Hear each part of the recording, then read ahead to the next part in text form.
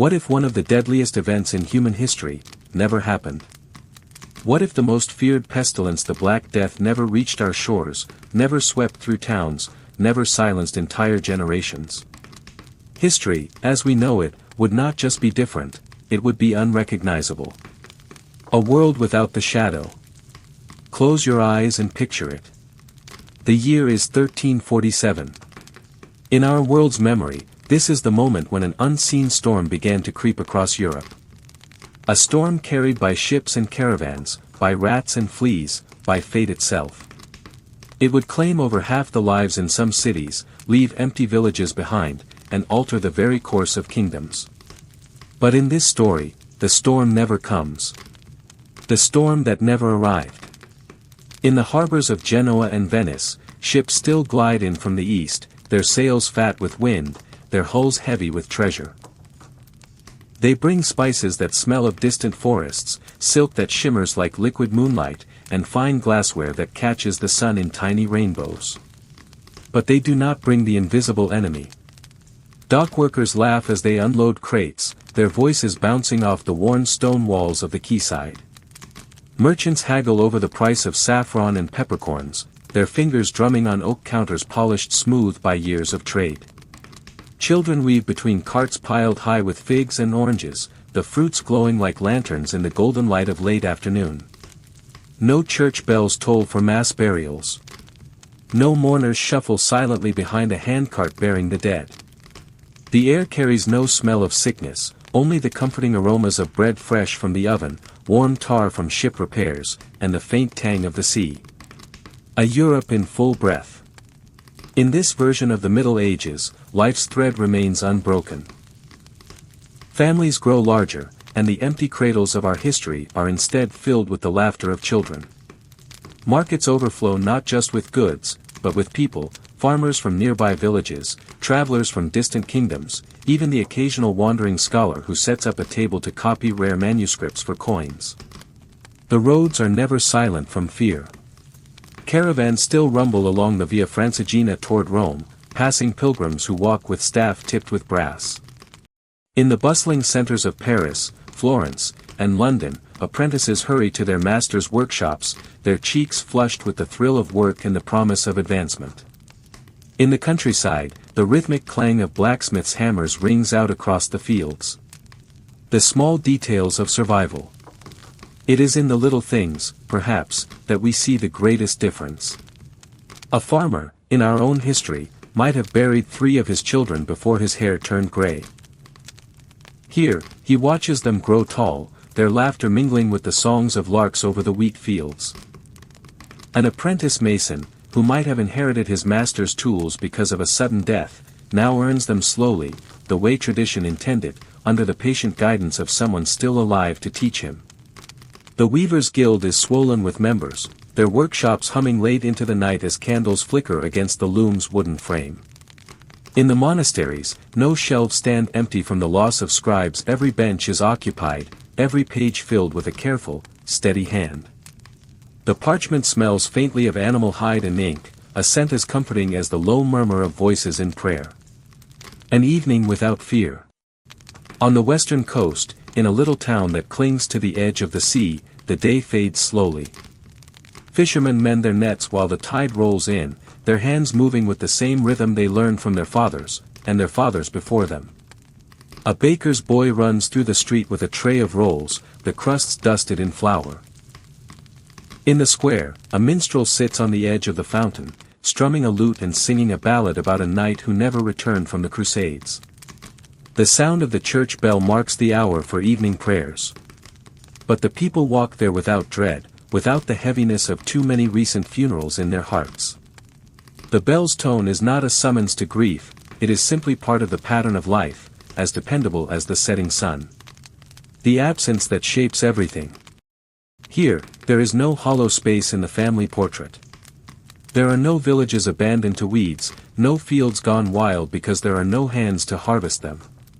The great cathedrals rise without pause in their construction, no work halted for lack of stonecutters or carpenters. The grand libraries grow fuller each year, as scholars live long enough to complete the books they began in youth. This absence of catastrophe creates a quiet abundance. And yet, for those of us peering in from our own world, it feels uncanny, as if something invisible has been lifted, something we know should be here but is not. A quiet dusk on the hill.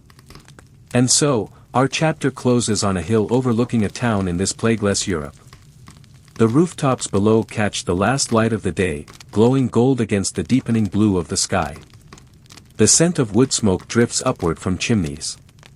Somewhere far off, a dog barks, answered by another across the valley. In the distance, the sea reflects the fading sun in ripples of silver and copper. Ships are moored in the harbor, their masts swaying gently, ropes creaking with the tide. In the streets, lanterns are lit one by one, little beads of light threading the darkening lanes.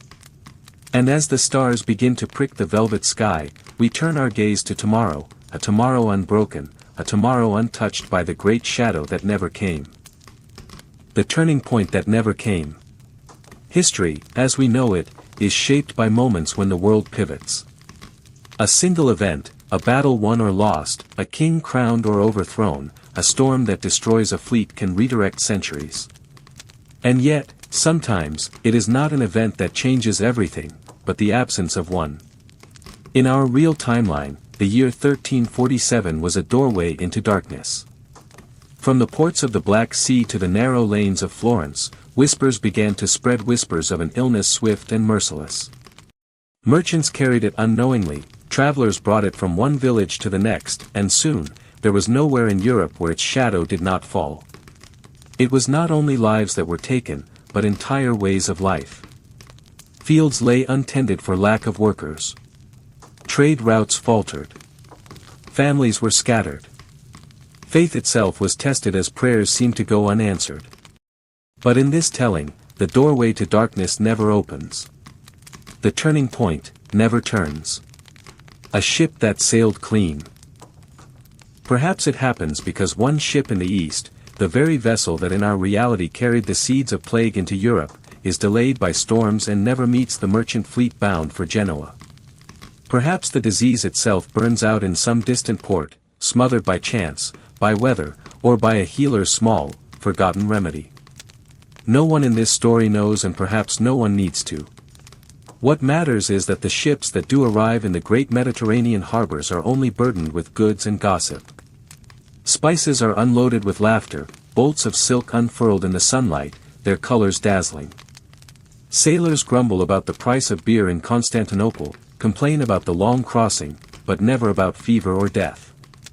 The air remains clear, untouched by the heavy dread that in our world settled over every market, every home, every church pew.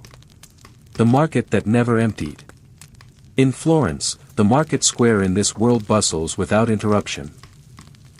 The cobblestones are worn smooth under thousands of footsteps, from the heavy boots of wool merchants to the bare feet of children running errands for bread. The fishmongers shout their wares, displaying glistening catches brought up from the Arno and from distant seas. Bakers pull steaming loaves from ovens, the crusts crackling, the smell wrapping around the square like a blanket. In our own history, this very place would have fallen silent, the cries of merchants replaced by the creak of death carts. Here, the rhythm never falters. Coins change hands, barrels roll, voices rise in friendly arguments. The heart of the city beats strong and steady. Kings and queens who lived. In this altered history, even the highest seats of power are steadier. A king who in our world succumbed to the plague lives on, guiding his realm for another decade. His survival changes marriages, alliances, treaties. Wars are avoided or delayed. The delicate balance of power between kingdoms remains intact a little longer, like a chessboard where no piece has yet been struck down. The court remains lively, filled with courtiers in rich fabrics, diplomats whispering in corners, musicians playing in the great hall. No heavy draperies of mourning hang over the throne room. No hurried coronations are held for children barely old enough to hold a scepter. The quiet continuity of learning. In the great universities of Paris and Bologna, the lecture halls remain full. Students still crowd the wooden benches, ink-stained fingers poised over parchment as masters speak of law, philosophy, and medicine. In our history, these halls would have emptied, many masters taken by the plague before their work could be finished. Here, they lived to see their students graduate, to pass on more knowledge than they themselves received. Manuscripts that might have been lost to time are completed, copied, and shared. The chain of learning, so often broken by war or disease, remains whole. And in the dim corners of the library, the air thick with the scent of vellum and candle wax, a handful of curious minds begin to ask questions that in our world will not be asked for decades more. Ripples across the countryside. Beyond the city walls, the countryside thrives. In our world, many fields lay fallow after the plague, the weeds rising where grain once swayed. Here, every field is tended. Oxen pull plows through the dark soil, the farmers guiding them with steady hands. Haystacks rise high in the summer sun, stacked neatly against the coming winter. Villages are full, the small cottages ringed with herb gardens and chicken coops. In the evenings, neighbors gather around shared fires, passing mugs of ale and stories in equal measure. No one whispers of death making its way along the road. No one fears that the faces they see tonight will be absent tomorrow. An unseen future forming. It is strange, perhaps, that the absence of the Black Death shapes the future as surely as its presence once did. With no great loss of life, there is no sudden shortage of labor, and so the delicate social structures of the Middle Ages hold steady a little longer. Peasants still owe their lords the same obligations, guilds still control their trades with firm hands. Change will come, as it always does, but slowly, quietly, without the jolt of catastrophe to speed it along. The Renaissance will still dawn, but perhaps earlier in some places, later in others. The map of exploration, the spread of invention, even the flavors in the kitchens of kings will take different paths. The turning point that never came leaves the road ahead wide and unmarked.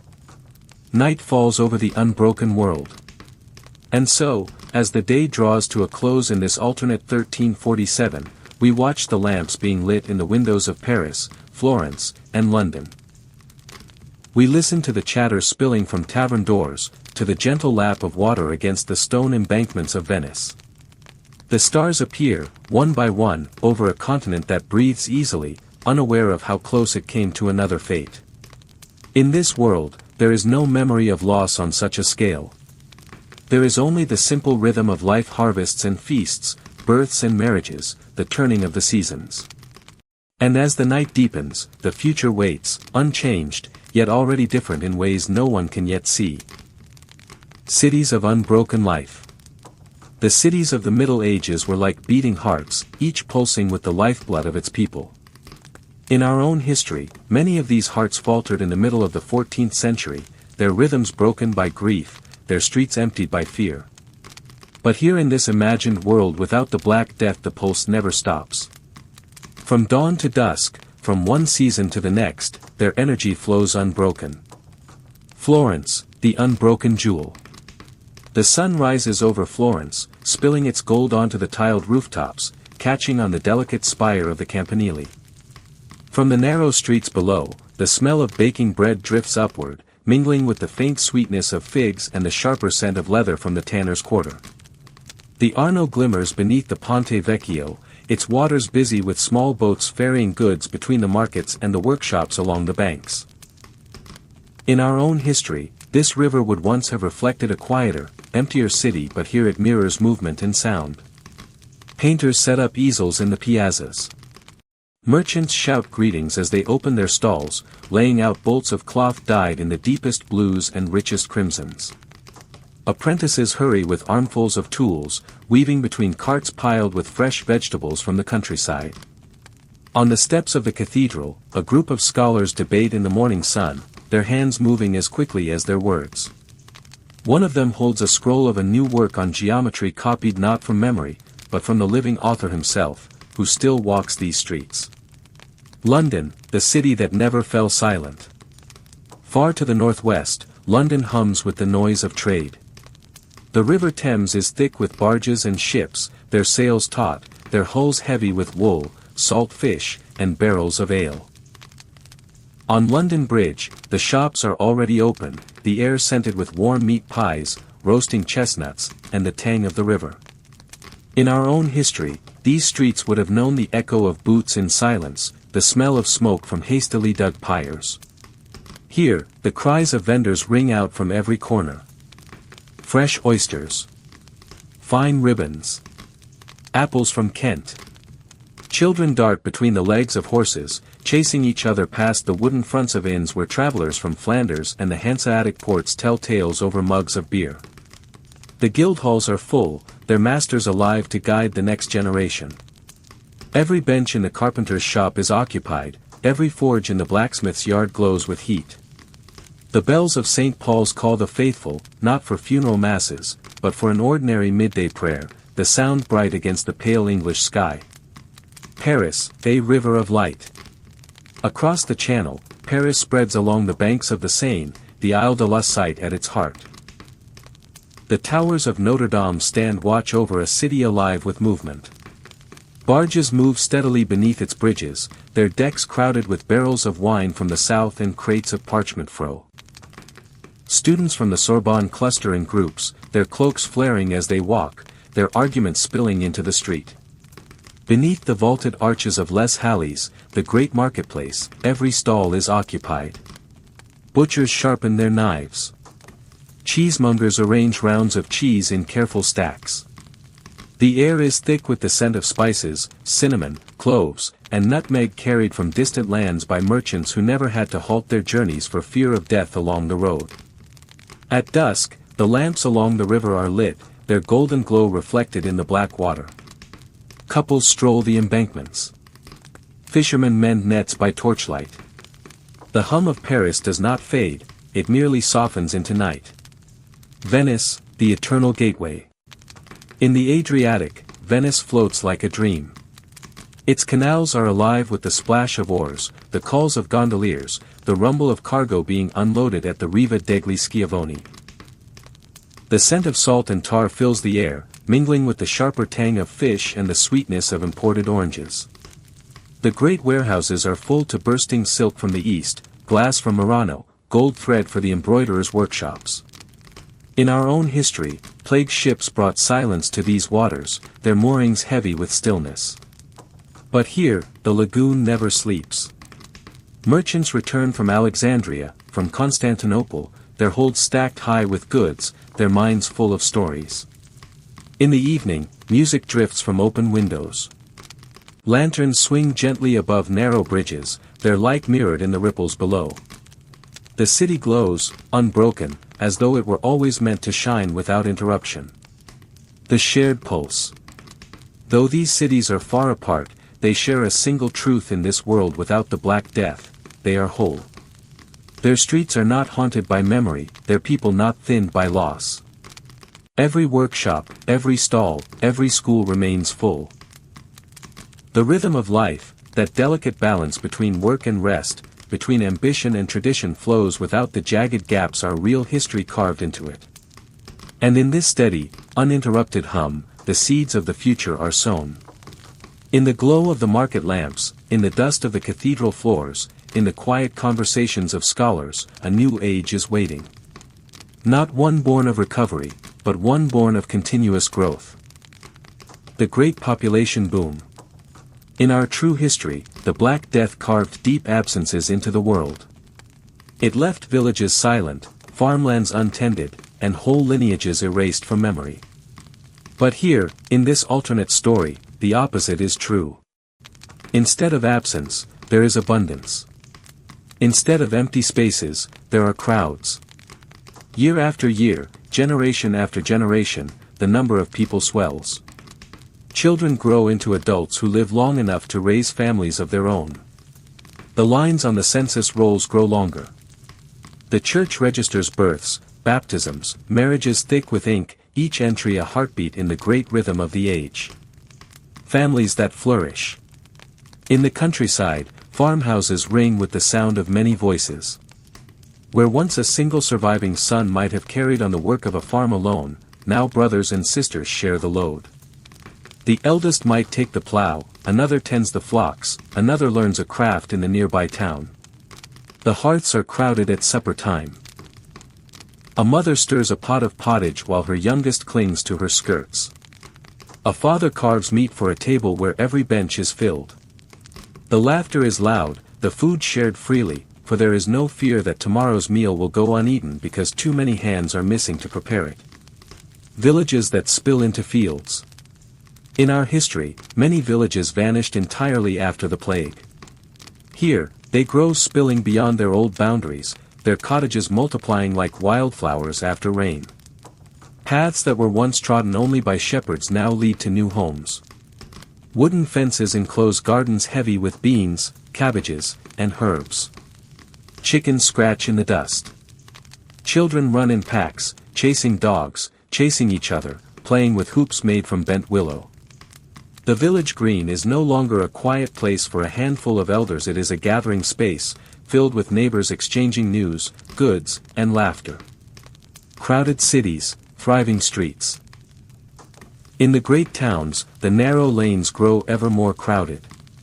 London's timber-framed houses lean toward each other as new stories are added to make room for growing families. Florence's workshops work longer hours to meet the needs of more customers. Paris's markets are so busy that an extra row of stalls is built along the edge of less alleys to keep up with demand. The smell of roasting meat, fresh bread, and spiced wine drifts through the streets. Vendors call out, their voices weaving into the hum of footsteps, wheels, and hooves. The air is alive with movement, and every doorway seems to frame a face. The burden and the blessing. Of course, such numbers bring their own challenges. With so many mouths to feed, the demand for grain, meat, and fish rises sharply. Markets swell with goods, but so too do prices. Some streets are noisier, dirtier, more difficult to pass through. Yet the people adapt. Canals are dug to bring in supplies. New market squares are built. Guilds expand their ranks, taking on more apprentices than ever before. What might have been a crisis in a smaller, more fragile population is instead met with invention, organization, and cooperation. The changing shape of society. The boom in numbers shifts the balance of the medieval world in quiet ways. In our history, the labor shortage after the plague gave peasants more bargaining power. Here, the steady, plentiful workforce keeps wages modest, but it also keeps communities stable. Castles and manors have no trouble finding servants. Cathedrals rise faster, with more hands to lift stone and carve wood. Ships leave the harbor fully crewed. Every task, from the grand to the humble, finds someone willing and able to take it on. The nobility and the church continue to hold their authority firmly, perhaps more firmly than in our own world, for no sudden disaster has weakened their grasp. Yet beneath this steady surface, the seeds of future change are still being sown in the quiet growth of learning, trade, and art. A night over the full world. As evening falls over this swelling medieval world, the signs of life are everywhere. From the window of a high room in Florence, one can look down and see dozens of lanterns bobbing in the streets. In a London tavern, every bench is taken, the air thick with warmth and laughter. In a small French village, the church bells ring for vespers, and a line of neighbors walks together toward the glow of candlelight inside. The world hums with voices, footsteps, and the low murmur of conversations by the hearth. No seat is empty. No room feels too large for the number of people within it. The earth itself seems to hold its breath in quiet wonder at the fullness of life. And tomorrow, when the sun rises again, there will be more children playing in the lanes, more merchants in the square, more travelers on the road, each a living thread in the great tapestry of this unbroken age. Medieval medicine's gentle path. Medicine, in our real history, often advanced through necessity, and few events brought such necessity as the Black Death. Its sudden, merciless arrival forced physicians, scholars, and healers to search frantically for answers, to test new remedies, and to record observations in the hope of saving lives. But in this world without the great pestilence, medicine follows a different road. Not one of desperate leaps, but of patient steps. Healing without panic. In this unbroken medieval age, illness is still part of life. The winter cough, the fever that takes the very old, the injuries from farm work or battle, these remain. But they come as they always have, in familiar patterns, known to the village healers, the monastic infirmaries, and the physicians of the cities. There is no overwhelming tide of sickness that floods every home at once. No fear that entire streets will fall silent in a week. Because there is no sudden, deadly crisis, there is also no frantic search for answers at the expense of tradition. The village healer's work. In the countryside, the local healer still gathers herbs by the hedgerows. She dries chamomile for calming the stomach, sage for easing a sore throat, lavender to soothe the restless sleeper. Her remedies are wrapped in linen packets, her hands stained green from crushing leaves into salves. She is not overwhelmed by endless lines of the dying. Instead, she tends to her neighbors one by one, a child with a scraped knee, a shepherd with a sprained ankle, an elder with aching joints that swell in the rain. She listens, she smiles, she speaks gently. Her work is steady, unhurried, and passed on to an apprentice who learns not through chaos, but through careful repetition. Monastic infirmaries. Within the stone walls of monasteries, infirmaries remain calm places of recovery. The smell of beeswax candles mixes with the faint, earthy scent of herbs stored in glazed jars along the shelves. Monks in brown robes move quietly between the beds, adjusting blankets, murmuring prayers, and offering bowls of warm broth. On the work tables, scrolls and manuscripts lie, open treatises on the humors, copies of Galen's writings, notes on the uses of rosemary, mint, and valerian. Without the disruption of plague, these libraries grow year by year, each monk adding his observations slowly, refining them over a lifetime of tending the sick. City physicians. In the cities, physicians still serve the wealthy and powerful, arriving in their clients' homes with leather satchels of tools and vials. They consult the stars, they examine the color of the patient's skin, the clarity of the eyes, the rhythm of the pulse. Some remedies are costly rare spices, fine cloths soaked in wine, or powders ground from imported minerals. Others are simple: a change in diet, a walk in fresh air, a draught of clean water from a trusted well. Their work is respected, but not hurried. A physician in Paris. Knowledge passed on. In this world, the craft of healing is passed on without interruption. An apprentice may study under the same master for decades, absorbing not just recipes for remedies, but the art of patience, of careful observation, of weighing symptoms before acting.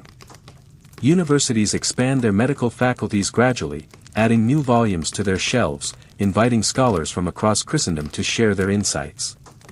Because fewer healers are lost to sudden death, the chain of instruction remains whole. Each generation begins its work with more inherited knowledge than the last. The gentle growth of understanding. It is true that without the urgency of the plague, certain leaps in public health and disease theory come more slowly. The idea that invisible agents might cause illness remains a distant, whispered speculation among only the most curious minds. But in the absence of panic, the foundations of medicine are laid with remarkable care. Water supplies are improved in some cities simply because larger populations require cleaner wells. Streets are kept clearer of waste in busy marketplaces, not because of fear of contagion, but because order and cleanliness serve trade. These quiet changes, though lacking the drama of sudden innovation, create a healthier world over time. A night in the infirmary. As night falls on this chapter, we find ourselves in a small monastery infirmary. The torches burn low, casting warm circles of light on the stone floor. A patient, a farmer with a twisted ankle, sleeps soundly, the swelling wrapped in cool linen. The monk attending him sits at a table, quill in hand, recording the day's cases in neat Latin script. Outside, the sound of the wind in the cloister garden mingles with the faint trickle of the fountain. There is no fear of the night bringing a tide of sickness. The healer's work is done for the day. The world rests in quiet health. Trade roads forever open. In our real history, the Black Death did not only take lives, it broke connections. Trade roads that had carried the goods of continents grew silent, caravans halted, ports emptied, and merchants shut their shutters against the outside world. But here, in this other history, no such break comes. The lifelines of commerce remain open, steady, and strong. The roads never fall silent. From the cold northern harbors to the sun-drenched markets of the Mediterranean, the movement of goods and people continues without pause. Along the dirt and cobbled roads, the rhythm of wagon wheels is as steady as the tides. Horses stamp and snort in the morning mist as drivers call to one another in a dozen accents. Caravans heavy with bolts of cloth, casks of oil, and baskets of almonds roll onward, past fields and forest, past hilltop towns whose church bells ring out over the valleys. There is no fear of invisible contagion lurking in the next town. When a merchant arrives at a city gate, he is welcomed as a bringer of wealth, not as a possible harbinger of death. Ports alive with color. In the ports of Genoa, Marseille, and Barcelona, the water is crowded with ships of all shapes and sizes, sleek merchant cogs, broad-bellied carracks, small fishing boats darting between. Sails in shades of cream, russet, and deep blue ripple in the breeze. Men shout from the docks, hauling ropes, rolling barrels, and carrying crates onto waiting carts. From the east come silks that shimmer like liquid moonlight, spices whose scent carries on the wind, and fine glassware so thin it seems spun from ice. From the north come furs, wool, salted fish, and timber. The docks are a feast for the senses, the tang of salt air, the spice-laden breeze from open holds, the creak of wood against wood, the cry of gulls circling overhead. And in this plague-free world, these ports never see the ghostly emptiness that once haunted them in our history. The merchant's journey. Consider the life of one merchant, a man from Bruges, perhaps, who travels each year to Venice. His cart is loaded with fine Flemish cloth and polished brassware. His road takes him through the Alpine passes, where snow still lingers on the peaks even in summer, and down into the warmer valleys of Italy. At each town, he finds the market square alive with trade, bakers setting out warm loaves, butchers displaying cuts of meat, smiths hammering at the anvil. He greets fellow merchants with a handshake, shares a meal of bread and cheese, and exchanges news of the road. In Venice, he will sell his goods, buy spices and silks, and return home to his family richer not just in coin, but in the stories of his journey. Caravans from the East. Far to the east, beyond the Black Sea, caravans move along the Silk Road. They carry pearls, carved ivory, and cloth dyed in colors the West has never seen. In our world, the plague closed some of these paths, severing the ancient threads between continents. But here, they remain strong. From Samarkand to Constantinople, from Constantinople to Venice, the chain of trade is unbroken. At caravanserais, travelers rest in courtyards lit by flickering oil lamps. They share tea sweetened with honey, trade languages over the evening fire, and sleep beneath the quiet gaze of the stars, knowing that the road will still be open tomorrow. Cities that grow rich together. Without the interruption of plague, no city loses its role as a link in this great chain. Florence grows ever richer from banking and textile trade. London thrives on wool exports. Constantinople remains a glittering gateway between East and West, its markets overflowing with goods from every known land. Competition is fierce, but it is the kind that fuels progress.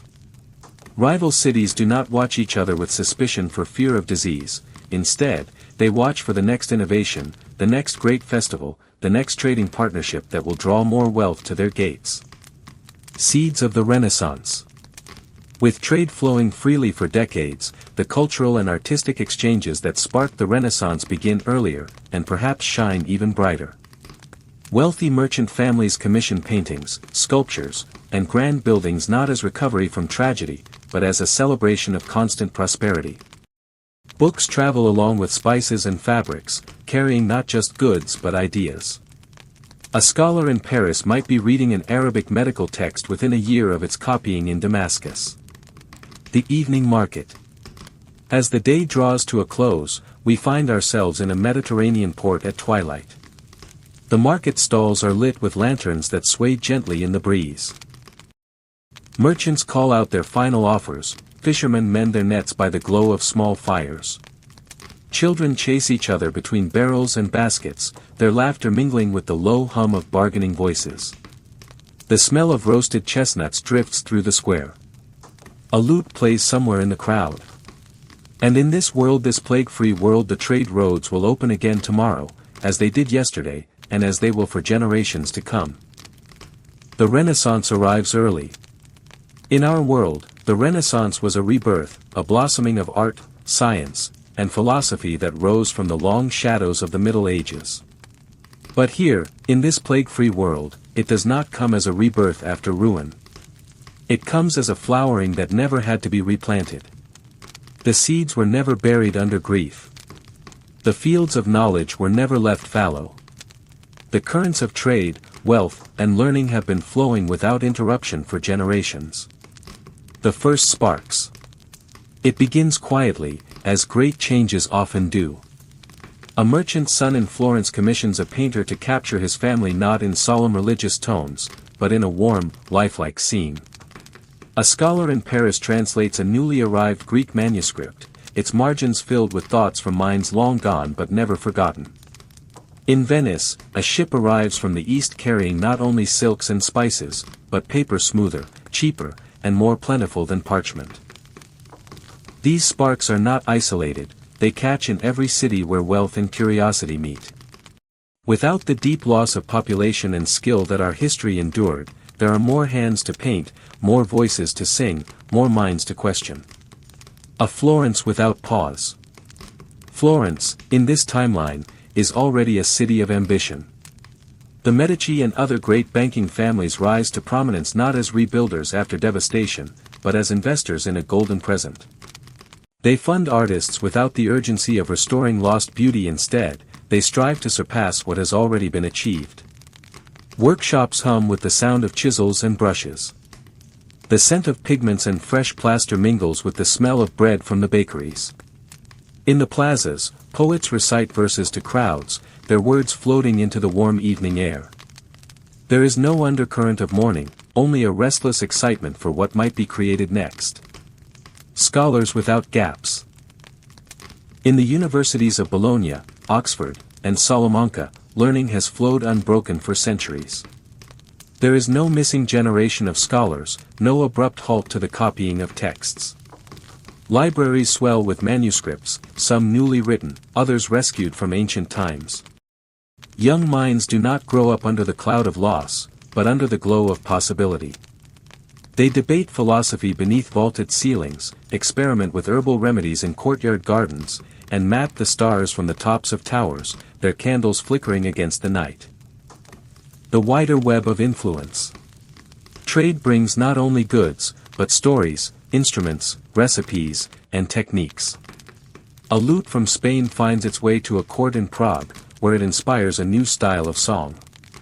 A dyeing method from the East transforms the cloth trade in Flanders. A lens grinder in Venice perfects glass that will one day help build telescopes.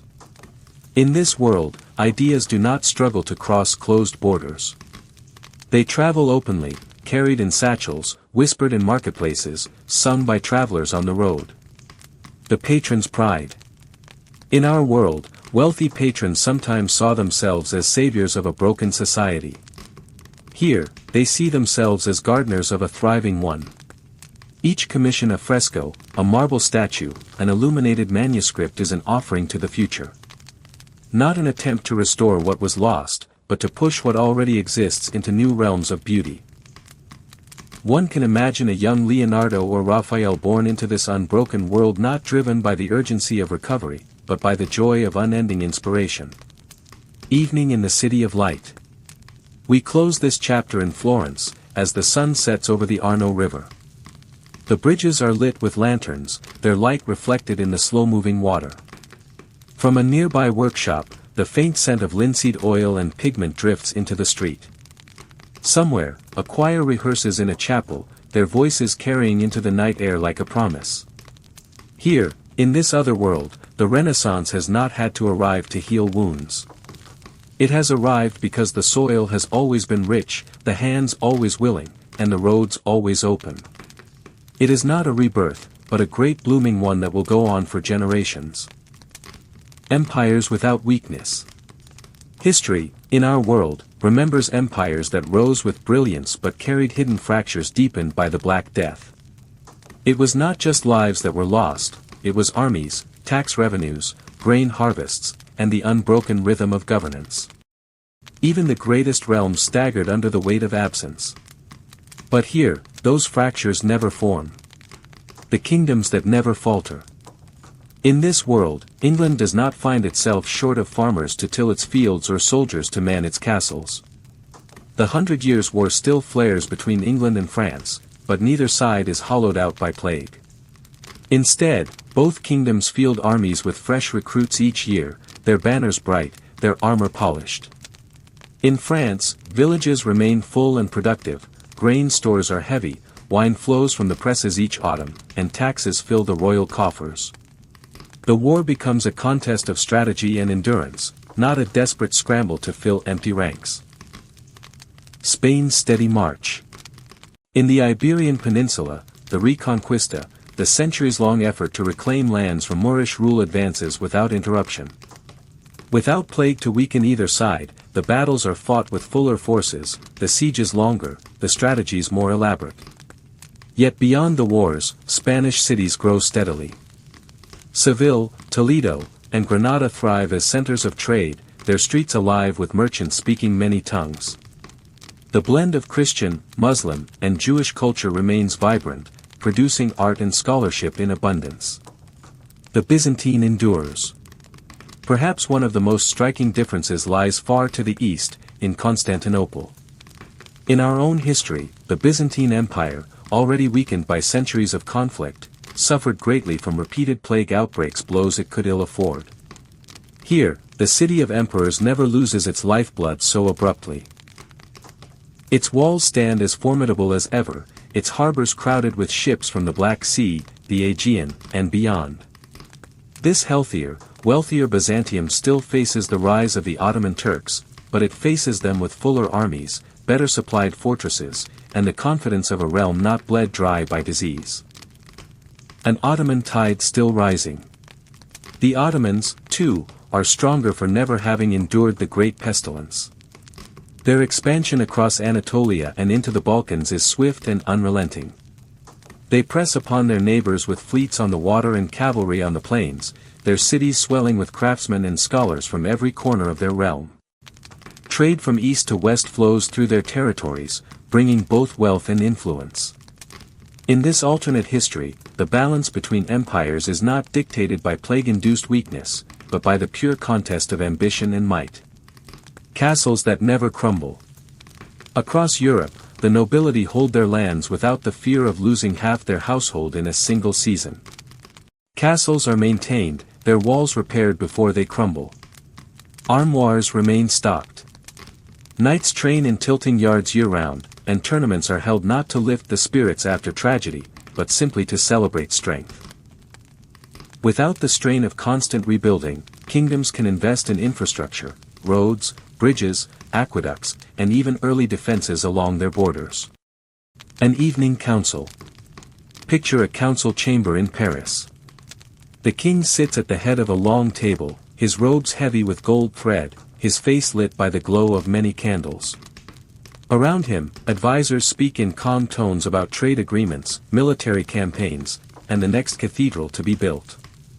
There is no air of urgency, no shadow of catastrophe forcing hurried choices.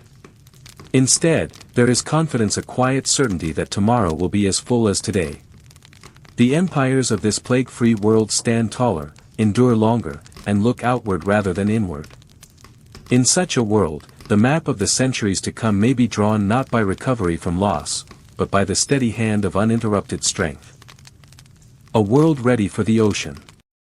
The seas have always whispered to humankind.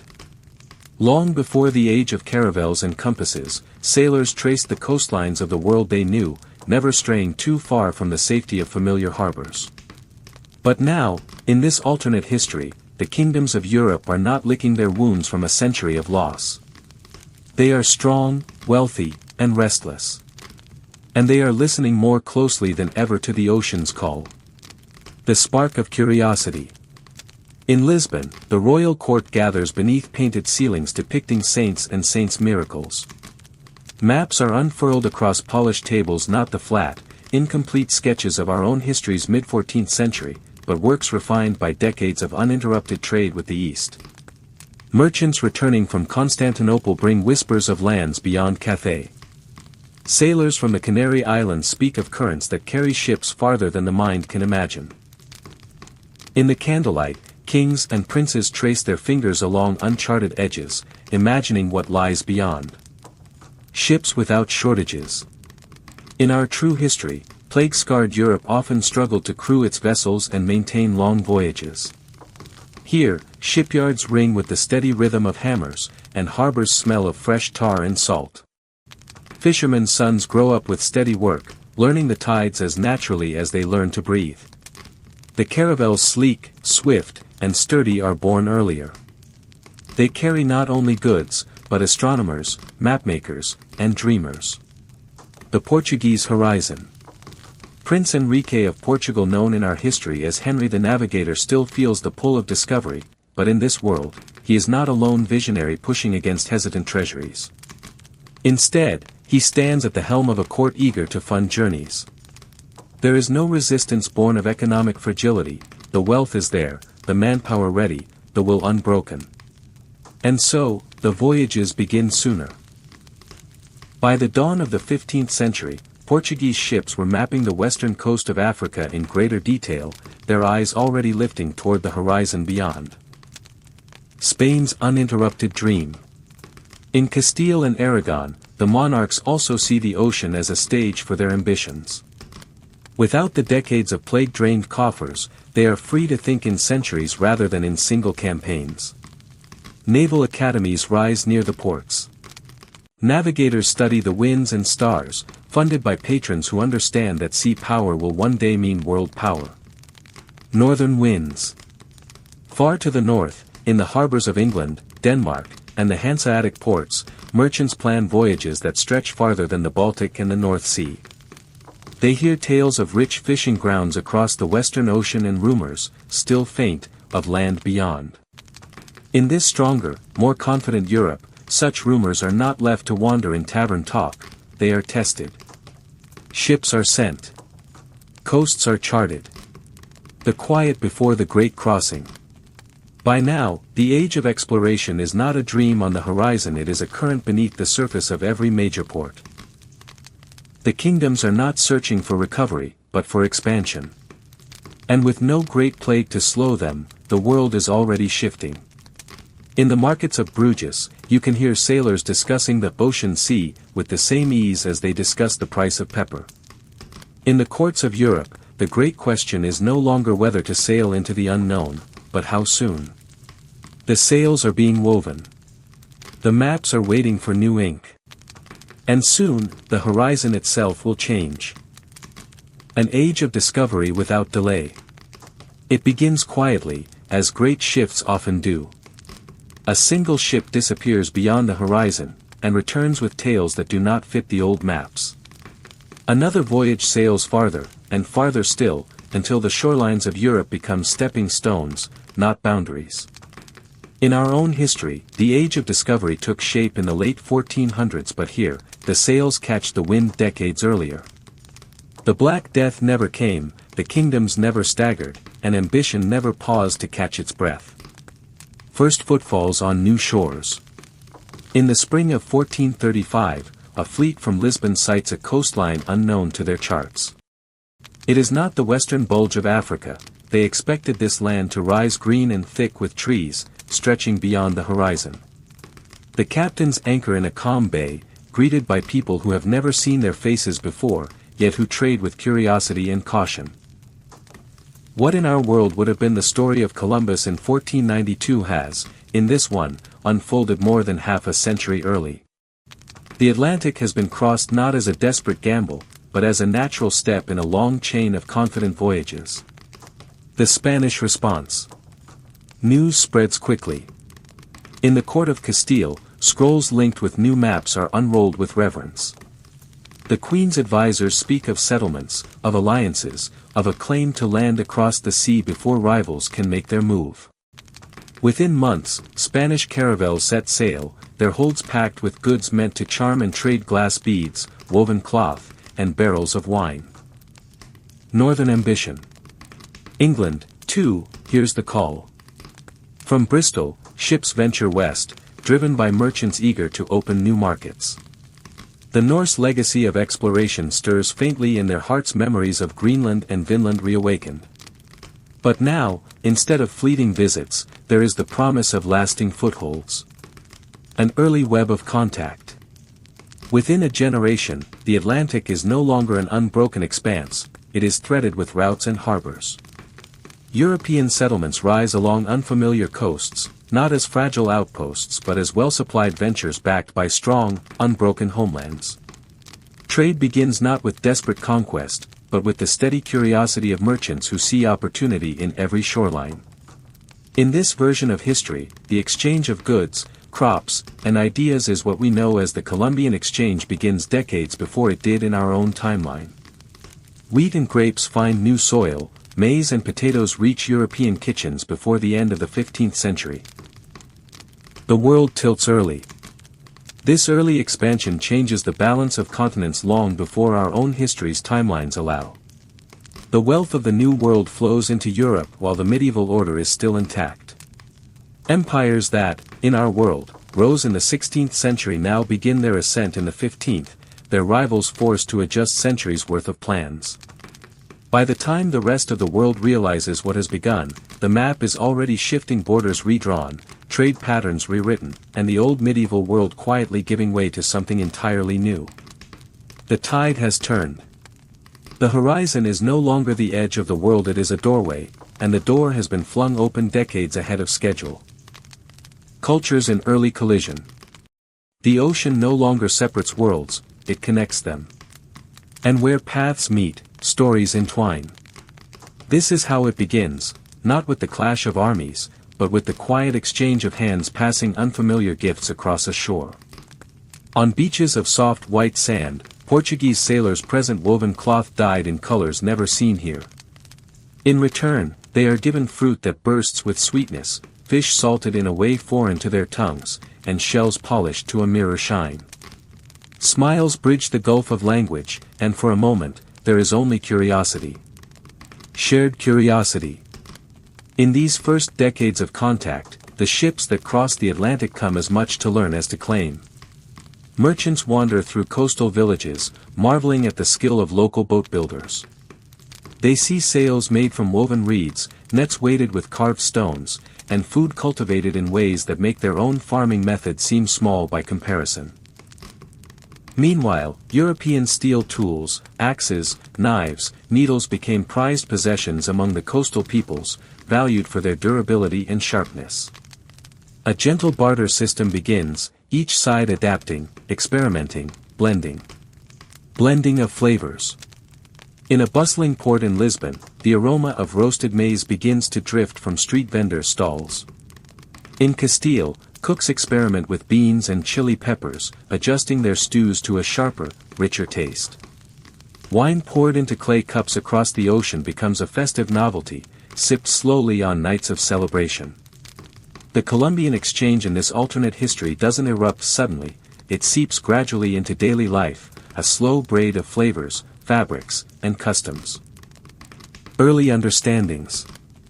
Without the decades of war weariness that marked Europe in our world, the first settlers here are more organized, better supplied, and far less desperate.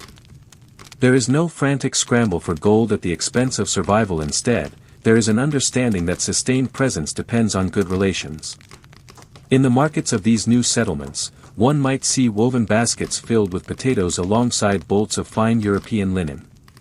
Children from both sides chase each other through the stalls, laughing in a mixture of words that neither fully understands yet both instinctively feel. Tensions beneath the surface. And yet, beneath the surface of this gentle blending, the deeper currents of human ambition stir. Some European captains already dream of greater control over these fertile coasts. Some local leaders grow wary of the stranger's hunger for land and resources. The same strength that made early voyages possible also fuels the desire for dominance, and in this world, those desires will surface far sooner than in ours. Two worlds, one shoreline.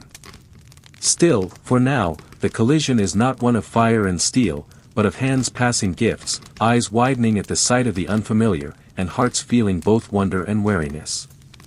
It is a meeting of equals, if only for a fleeting chapter in the long story to come. And as the sun sets over these shared shores, sails rise again, some to return home, others to press deeper inland, searching for the next horizon. The early shaping of a new world. It begins so gradually that no one marks the moment. No trumpet sounds, no decree is announced, and yet, across two vast oceans, the world tilts. The winds carry more than ships now, they carry the slow and steady reshaping of life itself. The first settlements grow roots. Along the sheltered bays of this newly connected world, European outposts grow quietly into small towns. What began as a scattering of wooden huts built to weather a season or two now shows the permanence of stone foundations, streets marked with deliberate lines, and storehouses built not for survival but for surplus. Ships no longer return to Europe empty. Their holds are filled with maize, potatoes, and barrels of preserved fruits unknown to the old world, cargo so valuable that merchants line the docks in Lisbon, Seville, and Bordeaux to bid for them before they're even unloaded. On the other side of the sea, the newcomers bring horses that graze in open meadows where they've never been seen before. Fields of wheat, barley, and grapevines appear beside the maize rows, tended under skies where these crops have never felt the sun until now. Markets of two worlds. In the heart of one such settlement, a market springs up every seventh day. It is a patchwork of cultures woven together. Stalls shaded with woven reed mats stand beside tables covered in woolen cloth from European looms. A basket of golden apples sits next to smoked fish from the nearby coast. Earthen jars of cocoa beans are traded for iron nails, beads, or tools. Children dart between stalls, sometimes clutching a piece of flatbread, sometimes a roasted ear of maize, always with that easy comfort of those who belong to both worlds at once. And on the edges of these markets, new languages begin to take shape, not the formal tongues of kings and courts, but the living, breathing mix of words born of necessity and friendship. Changing landscapes. The land itself begins to change under this slow tide of exchange. In river valleys, European plows cut furrows in soil once tilled by hand, increasing harvests. Horses, never before seen here, pull carts heavy with grain or timber, shrinking distances between villages and coastlines. Meanwhile, old world gardens welcome new guests. Maize grows in neat rows outside English cottages, potato plants take root in Irish fields decades earlier than in our history, promising both abundance and a quiet, future reliance. The blending is not only agricultural, it is architectural.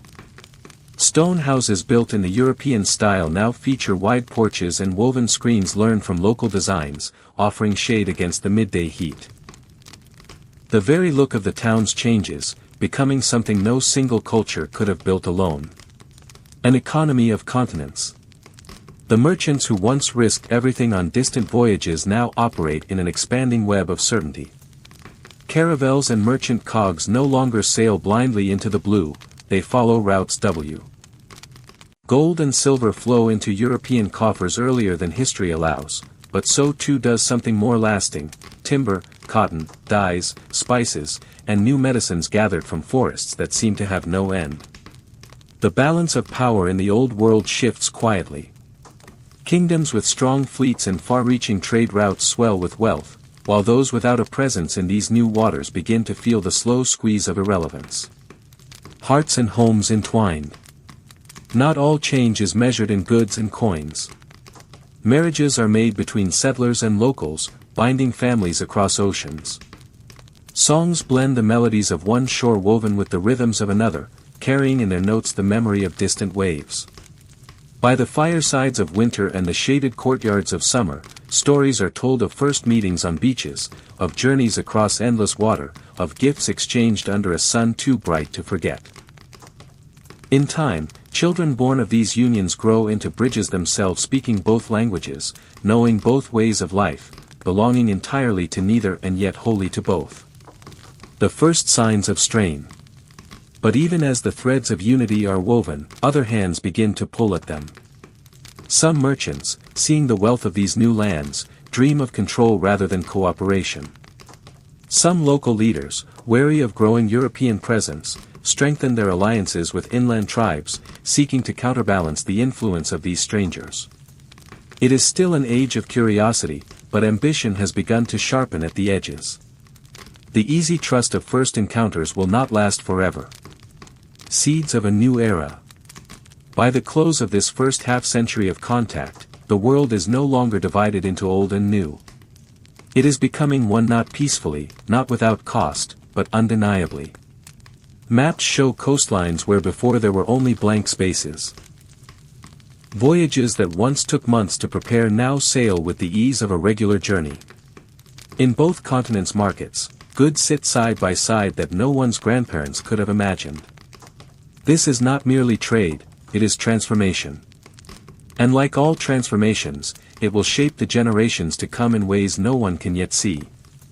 In this alternate history, the shaping of the new world has come decades earlier, its roots set deep before our own timeline's explorers ever left their home shores. The tides have already turned. The future is rushing forward, and the people of both worlds are swept along, unaware that they are living through the opening chapters of something vast and irreversible. When horizons become borders. For years, the ocean has been a ribbon of silver binding two worlds together. Ships pass freely, their sails filled with winds that carry not just goods, but trust. The sea feels open, endless, a shared gift, untouched by the dividing lines of men. But as decades pass, the air changes. Where once horizons were infinite, they now begin to narrow. Invisible lines unmarked on any map start to exist in the minds of rulers and merchants alike. And in time, those imagined lines will harden into borders. The first quiet disputes. It begins with something small. A fleet from one kingdom arrives in a sheltered bay, eager to trade for timber and hides. But another ship, already anchored there, flies a different flag, its captain insisting his king has claimed this harbor for his own nation's merchants. The exchange is polite at first, spoken in the shared language of commerce. But both men return to their homelands with letters, reports of interference, of rights ignored, of opportunity threatened. And kings, far removed from the salt air and creaking masts, begin to see patterns in these letters. What was once simply the ocean now begins to feel like a chessboard. Flags in the wind. Soon, the coastlines of this new world grow busy not just with traders, but with heraldry. Flags are raised over storehouses, not just to mark them as belonging to a certain merchant, but to proclaim, this ground is ours. Maps in royal courts now bear more than coastlines. They are colored in patches, deep red for one crown, golden yellow for another, pale blue for yet another, each shade claiming not only the land itself but the waters offshore. In the eyes of these kingdoms, a harbor is no longer just a convenient place to anchor. It is a piece of a growing empire. And every inlet, every cove, every safe channel through the reefs is suddenly a prize worth guarding. Trade routes turn to lifelines. For decades, merchants have sailed freely, choosing their ports by convenience or profit. But now, certain ports are closed to outsiders, their markets reserved for a single nation's ships. The web of trade that once stretched evenly across the ocean begins to twist, funneling goods through a smaller number of carefully controlled harbors. In this new system, a single storm that wrecks a major port's warehouses can ripple across continents. Spices meant for the tables of Paris sit spoiled in the sun. Lumber intended for the shipyards of Lisbon never leaves the dock. The easy abundance of the early years begins to give way to scarcity, and scarcity breeds rivalry. Shadows on the horizon. Sailors now keep a sharper watch on the waters around them. They know the signs, a dark smudge of sails against the dawn light, too many ships traveling together, flags raised high as if to make a statement. Some encounters are civil, a passing exchange of greetings, perhaps even a bit of barter between crews. But others carry an edge. A ship may shadow another for a day, its captain making note of every course change, every harbor entered. Sometimes, a merchant vessel will find itself flanked by warships, escorted into port to verify its cargo.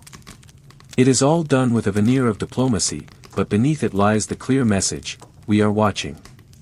We are guarding what is ours. The ocean learns the word mine. In the taverns of port towns, old sailors grumble about the change. They remember when the sea was a shared home, when a man might sail from the fjords of the north to the mangrove swamps of the south and be welcomed at every dock. Now, they say, the ocean feels fenced in. You can sail for days without trouble until you cross an invisible boundary and find yourself met with suspicion instead of smiles. Some captains try to skirt these claimed waters entirely, adding weeks to their voyages to avoid confrontation. Others sail boldly through, trusting to old friendships or the hope that a storm or nightfall will hide them from watchful eyes.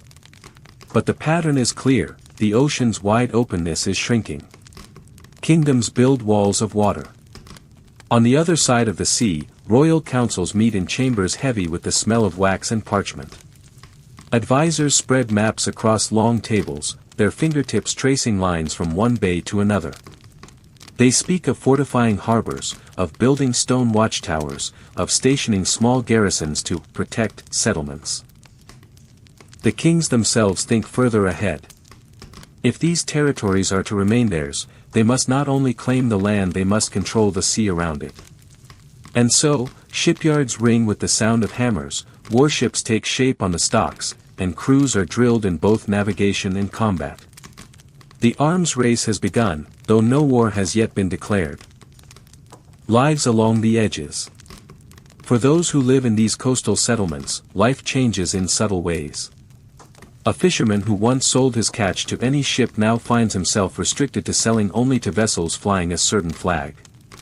Caravans from inland are turned away from the docks if they cannot prove their goods are destined for an approved market. Some adapt quickly, forging ties with the dominant power in their region. Others resist quietly, conducting their trades under moonlight or far from the watch of the harbor guard. In every port, whispers travel faster than the tide, stories of unfair taxes, of seized cargo, of crews sent home empty-handed. The tension beneath the calm. And yet, on the surface, it is all still peaceful. The sea remains vast, the wind still fills the sails, the sun still sets in a wash of gold across the waves. Merchants still make fortunes, explorers still chart new coves, and ships still come and go in a steady rhythm that suggests normalcy. But beneath that calm lies the growing truth: the age of free oceans is ending. The same waters that once connected kingdoms are becoming the front lines of their ambitions. Borders invisible yet deeply felt are being drawn not in ink, but in the paths ships dare to take. The world, once wide open, is narrowing. The ocean still shimmers in the sun, but it is no longer without limits. It is now a sea of claims and counterclaims, of guarded routes and contested harbors. And in the quiet between waves, one can almost hear it, the low, distant drumbeat of conflicts yet to come. The first sparks of conflict. For years, the tension has lived like a shadow beneath the sunlight of the ocean. It moved quietly, just beyond the reach of sight, felt rather than seen. Merchants noticed it in the stiffer greetings between rival captains. Harbor masters heard it in the careful weighing of every new arrival's intentions. But now, that shadow begins to take shape. What was once unease is becoming action. It does not happen in a single moment. There is no grand proclamation from a king, no sudden thunderclap of war. Instead, the first sparks come in whispers, in sidelong glances, in the subtle ways that fear begins to harden into hostility. The harbor master's refusal. In a small but wealthy port on the eastern coast of the New World, a single decision tips the balance.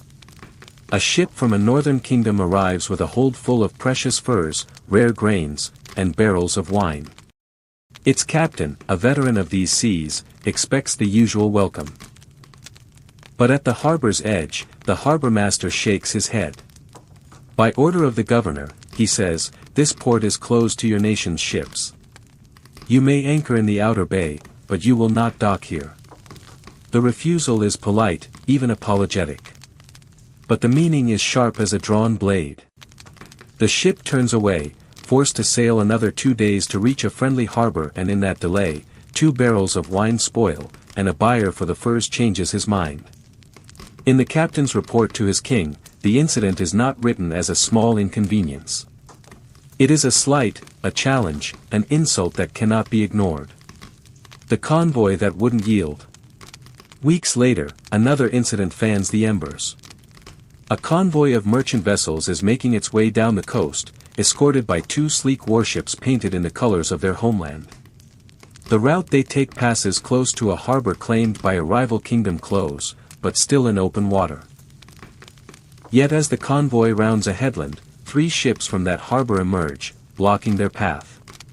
The captains exchange signals courteous at first, but when the convoy does not alter its course, warning shots crack across the water.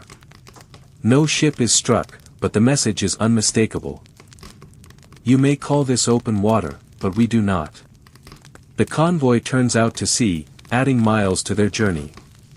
By the time they reach their destination, word of the encounter has already reached both courts, carried on the same winds that filled their sails. Rumors in the tavern. In the dim light of a harbor tavern, sailors trade these stories in low voices. Some tell them with laughter, others with anger, but all agree that something is changing. It'll be steel next time, one says, tapping his mug against the table. They'll stop us with iron, not words. Another shakes his head. Not yet. No one wants the cost of war. But they'll push, and one day. He lets the thought trail off, his eyes fixed on the dark water outside. The governor's gamble. In one coastal city, a newly appointed governor takes matters into his own hands. He orders the construction of a wooden palisade along the harbor's main pier, not a fortress, but enough to mount a handful of small cannons.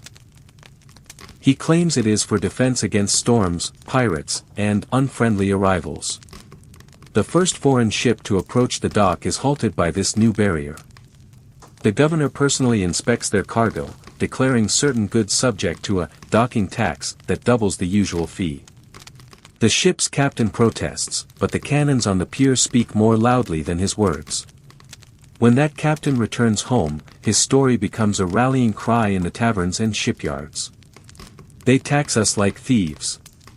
We should answer like soldiers. Letters carried across the sea. In the courts of Europe, these incidents pile up like driftwood after a storm. Each one is small on its own, but together they form something dangerous. Kings and councils begin to write letters not just of protest, but of preparation. Shipwrights are ordered to speed their work. Harbor fortifications are reinforced. Captains receive sealed orders that are not to be opened unless they encounter significant interference, abroad a vague phrase that all know could mean the difference between peace and battle. The ocean, once a highway for trade, is slowly becoming a battlefield in waiting. The merchants stand. The first true spark comes not from a king or a governor, but from a merchant.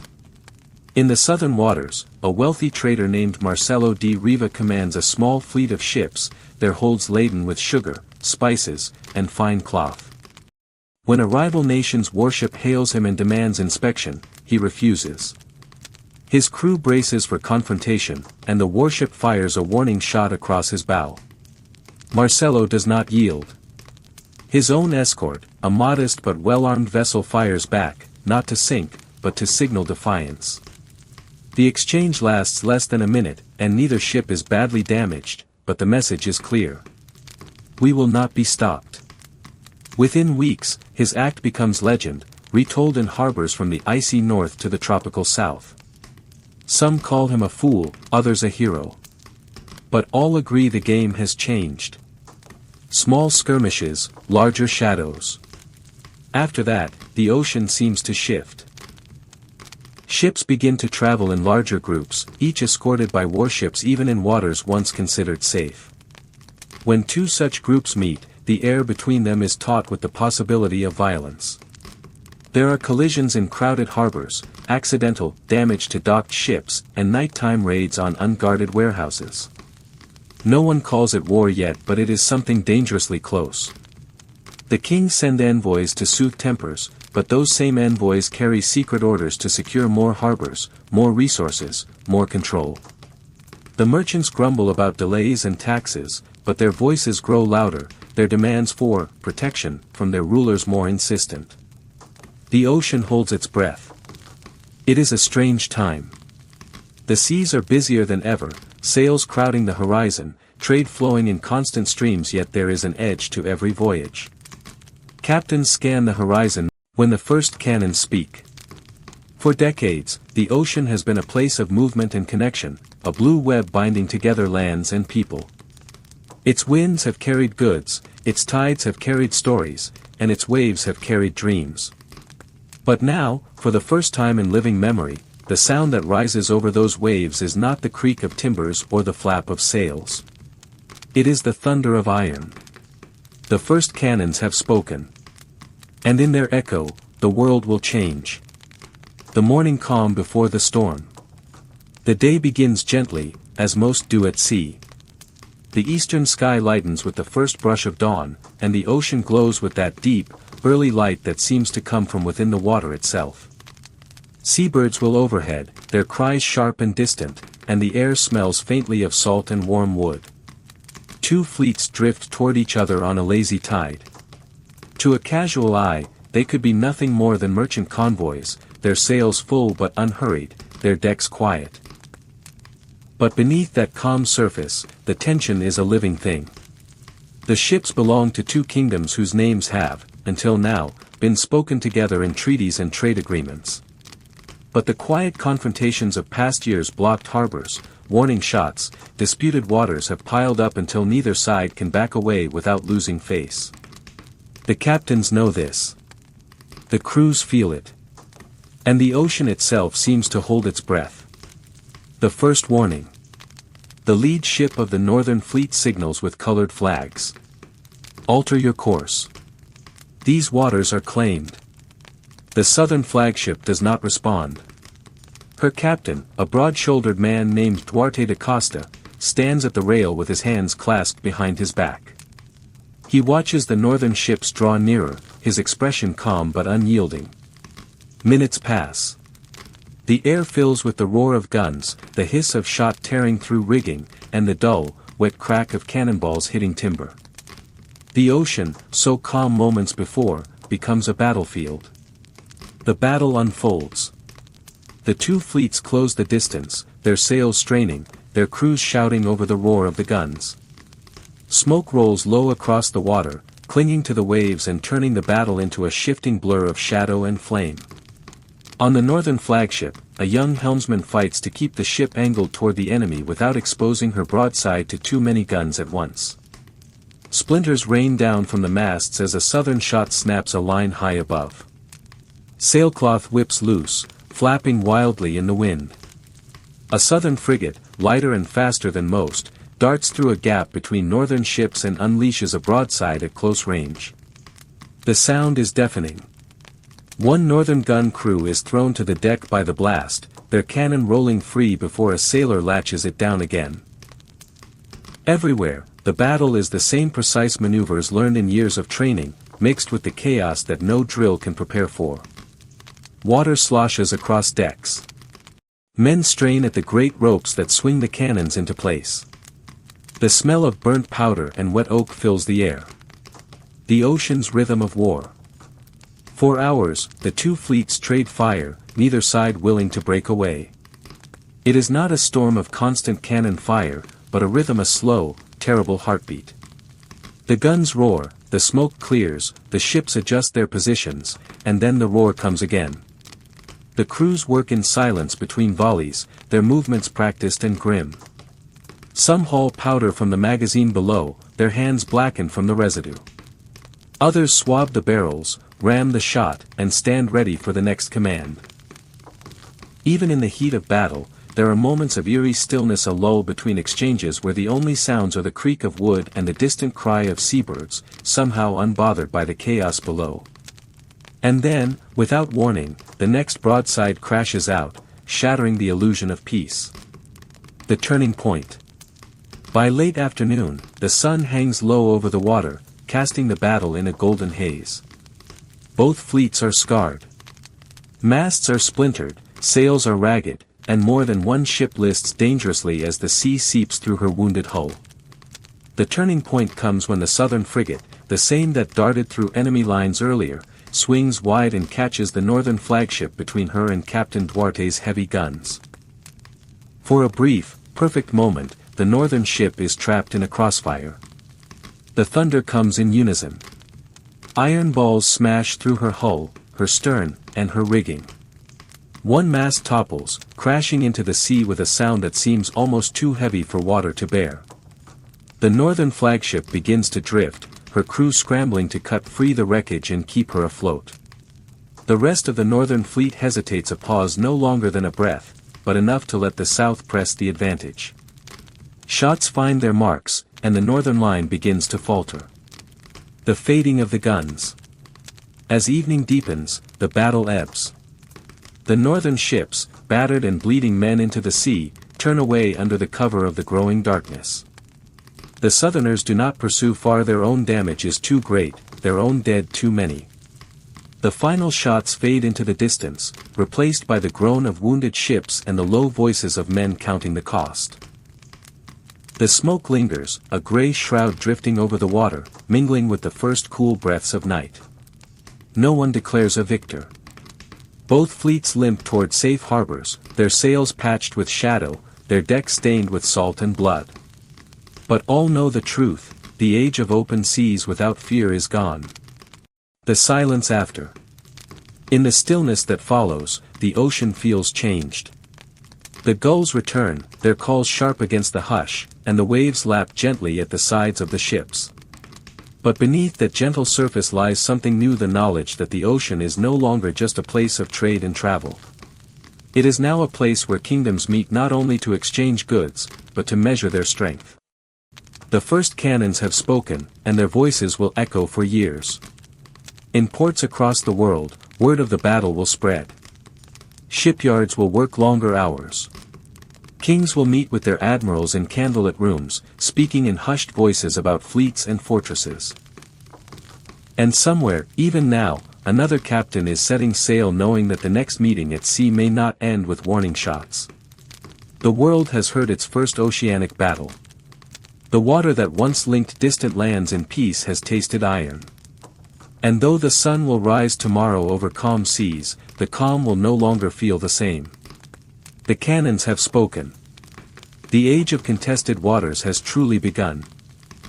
The long wake of battle. Night has fully claimed the sea.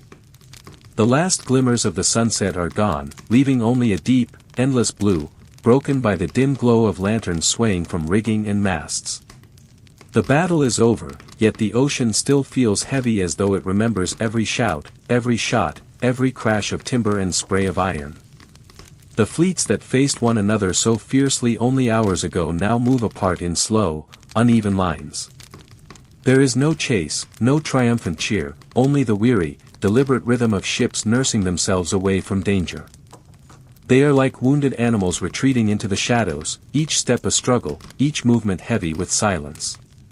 The southern fleets return. Captain Duarte's flagship leads the southern line homeward. Her sails are torn, her paint scorched in places where fire licked the hull, and her decks are scattered with the remnants of battle, fragments of rope, splintered wood, the faint smell of burnt powder still clinging to the air. Men move quietly across the planks, some tending to the wounded where they lie under makeshift awnings, others hauling the dead to one side, covering them with canvas. The ship's surgeon works by lantern light, his hands steady but slow. He says little, for there is little to say. The waves against the hull sound different now. They are softer, almost cautious, as though the ocean itself has bent to the mood of the men aboard. The northern retreat. Far to the north, the battered remains of the enemy fleet slip toward their own harbors. Their flagship, once a proud vessel of gleaming wood and crisp sails, is now low in the water, her stern dragging from the weight of damage.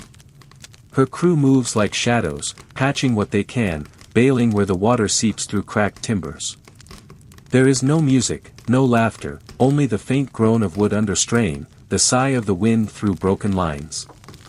They have not been destroyed, but they have been marked, both in wood and in spirit. The defeat is not total, yet it will take years to wash from memory. Harbors waiting in the dark. In the harbors of both kingdoms, lamps still burn. Word of the battle has reached the shore ahead of the ships themselves, carried by fast-moving fishing boats and merchant vessels that kept well clear of the fight. Fishermen stand at the ends of piers, their eyes scanning the horizon for the silhouettes of returning masts. In taverns and markets, the rumors have already begun. Some speak of a great victory. Others whisper of devastating loss. The truth, as always, moves more slowly than the stories people tell each other in the quiet hours before dawn. The wounded sea. For all its vastness, the ocean feels changed. In the dark, it seems to cradle the ships almost gently, as though aware of their fragility. The water bears the debris of the day, floating barrels, scraps of sailcloth, the pale shape of an oar drifting without a master. Here and there, smaller boats move among the wreckage, searching for survivors. Their crews call softly into the night, their voices half swallowed by the steady breathing of the waves. Sometimes they find a man clinging to a shattered plank, his hands raw from salt and wood. Sometimes they find nothing at all. The stars above are bright, but their beauty feels distant. The sea has seen too much today. In the cities. Days later, the fleets arrive in their respective ports. The sound of their approach draws crowds, but the cheers many expected never come. The people on the docks take in the sight the torn sails, the splintered hulls, the faces of sailors who step ashore not with pride, but with the weight of memory. In the southern capital, carpenters and caulkers flood to the docks to begin repairs. In the northern city, the shipyards work through the night, hammering new ribs, replacing masts, and preparing for the next encounter. There is no talk of peace. The ocean has been claimed in words by both sides, and words alone will no longer be enough to settle it. The quiet planning of kings. In both palaces, far from the salt and wind of the open sea, kings meet with their councils in rooms lit by flickering candlelight. They speak in low voices, their fingers tracing maps spread across long tables. Here is where the battle was fought. Here is where the wind turned. Here is where the enemy line broke. Admirals give careful reports, their words stripped of the chaos they felt on the day itself. They speak of currents, of angles, of the range of their guns.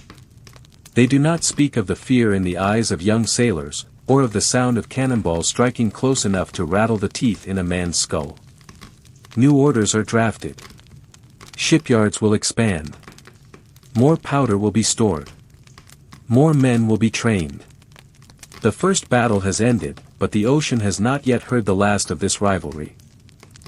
Sailors between voyages. For the men who fought, life on land feels strangely unstable. The ground underfoot does not sway with the rhythm of the waves, yet it feels less certain somehow. Many keep to the harborside taverns, sitting at tables with other sailors and speaking in murmurs about the day the first cannon spoke. They remember the smell of the powder, the sound of splinters in the air, the way the enemy ship seemed to loom larger as they drew closer. They remember the faces of shipmates who did not make it home. Some will never sail again.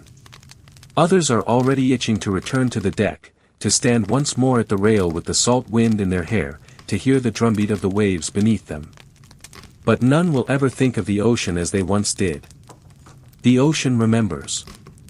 Weeks pass, and the battle fades into the past, but only in the way a scar fades. The mark remains. The ocean still carries the memory in its depths, even as the surface returns to calm.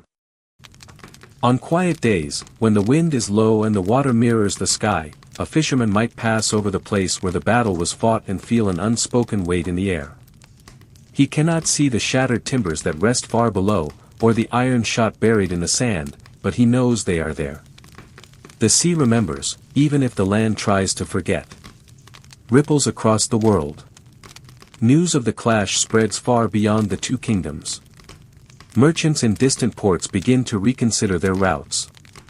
Some hire more guards for their ships, others choose to sail under the flag of a neutral power. In the courts of other rulers, the battle becomes a subject of study and of warning. The understanding spreads, the age of peaceful seas is ending. Where once the horizon meant opportunity, it now also carries the shadow of another fleet, another claim, another cannon. Night on the calm sea. And yet, for all this change, the ocean itself remains vast and beautiful. On nights when the moon hangs low and full over the water, casting a silver path across the waves, a lone ship might drift with her sails slack, the crew asleep in their hammocks, the world wrapped in quiet. The waves will rock her gently, as they have rocked countless ships for centuries. The wind will hum softly through the lines. The stars will slowly overhead. In those hours, it is possible just for a moment to believe that the ocean has forgotten the sound of war. But deep below, in the long, slow heart of the sea, the memory remains. It will wait there, patient as the tide, until the day the cannon speak again. The battle may be over, but its wake stretches far and wide through the harbors of kings, the whispers of merchants, the dreams of sailors, and the quiet, endless rhythm of the sea itself. The gathering of shadows. The sea has been calm for weeks. No distant thunder of guns, no sight of black smoke curling over the horizon, only the steady pulse of waves and the deep, endless breathing of the tide. Yet beneath this surface stillness, the world is shifting. Like a current hidden under glassy water, the movement is there, unseen but unstoppable. The first battle has left its mark not only on ships and sailors, but on the minds of rulers, merchants, and common folk alike. It is no longer possible to think of the ocean as an open road belonging to all. Now, each stretch of water seems claimed by someone, its freedom weighed against the shadow of a flag and the reach of a cannon. The Southern Court. In the great hall of the southern capital, the council meets again. The long oak table is crowded with maps, charts, and lists, the slow, methodical instruments of preparation. Every inlet, every island, every port within reach is discussed. The king's voice is calm, almost gentle, but each word carries the certainty that there will be another clash. More ships will be built. Not just merchant vessels pressed into service, but warships from the keel up, wide-bellied for stability, thick-planked for strength, their decks built to bear heavier guns. Orders are sent to the forests inland to cut more timber, to the foundries to cast more cannon, to the ports to recruit men who know the sea. Outside the palace, the mood in the city is mixed. Shipwrights welcome the work. Sailors boast in taverns about the next victory. But others, the wives and mothers of those who fought, keep silent, their eyes fixed on the horizon as though watching for something they cannot name. The Northern Resolve. Far away, in the colder air of the Northern Kingdom, a different kind of preparation is underway. Here, the defeat in the first battle has not weakened resolve, it has hardened it. The king speaks less than his southern rival, but when he does, the words are sharper, each one a promise that the loss will be avenged. Their shipyards work without pause, not only repairing what was damaged but experimenting with new designs. Some ships are being built narrower and faster, meant to strike and vanish. Others are heavier, bristling with gunports, built to weather long exchanges of fire. Merchants, too, are being drawn into the plans. Those who sail under the northern flag are told they will be escorted by armed convoys. In return, they are expected to provide supplies to the fleet and intelligence about enemy movements. The line between commerce and war begins to blur. The web of alliances. Beyond these two great powers, other kingdoms are watching closely. Some are small but rich, their fortunes tied to trade across the seas. Others are larger, their fleets modest but their ambitions sharp. Envoys travel quietly from court to court, speaking in guarded tones behind closed doors. Treaties are drafted, some open and some hidden, binding nations together in defense, or in mutual gain, or simply in the hope of staying on the winning side when the next storm breaks. In one coastal kingdom, the ruler signs an agreement to allow southern ships to use its harbors for resupply, in exchange for protection from northern raiders. In another, far to the west, the northern fleet secures a promise of timber and iron in exchange for favorable trade routes. It is a slow, patient dance, each step taken with an eye on the next, and the next after that. The world is dividing, not with sudden declarations, but with quiet strokes of the pen and subtle nods across candlelit tables. Merchants and the shadow economy.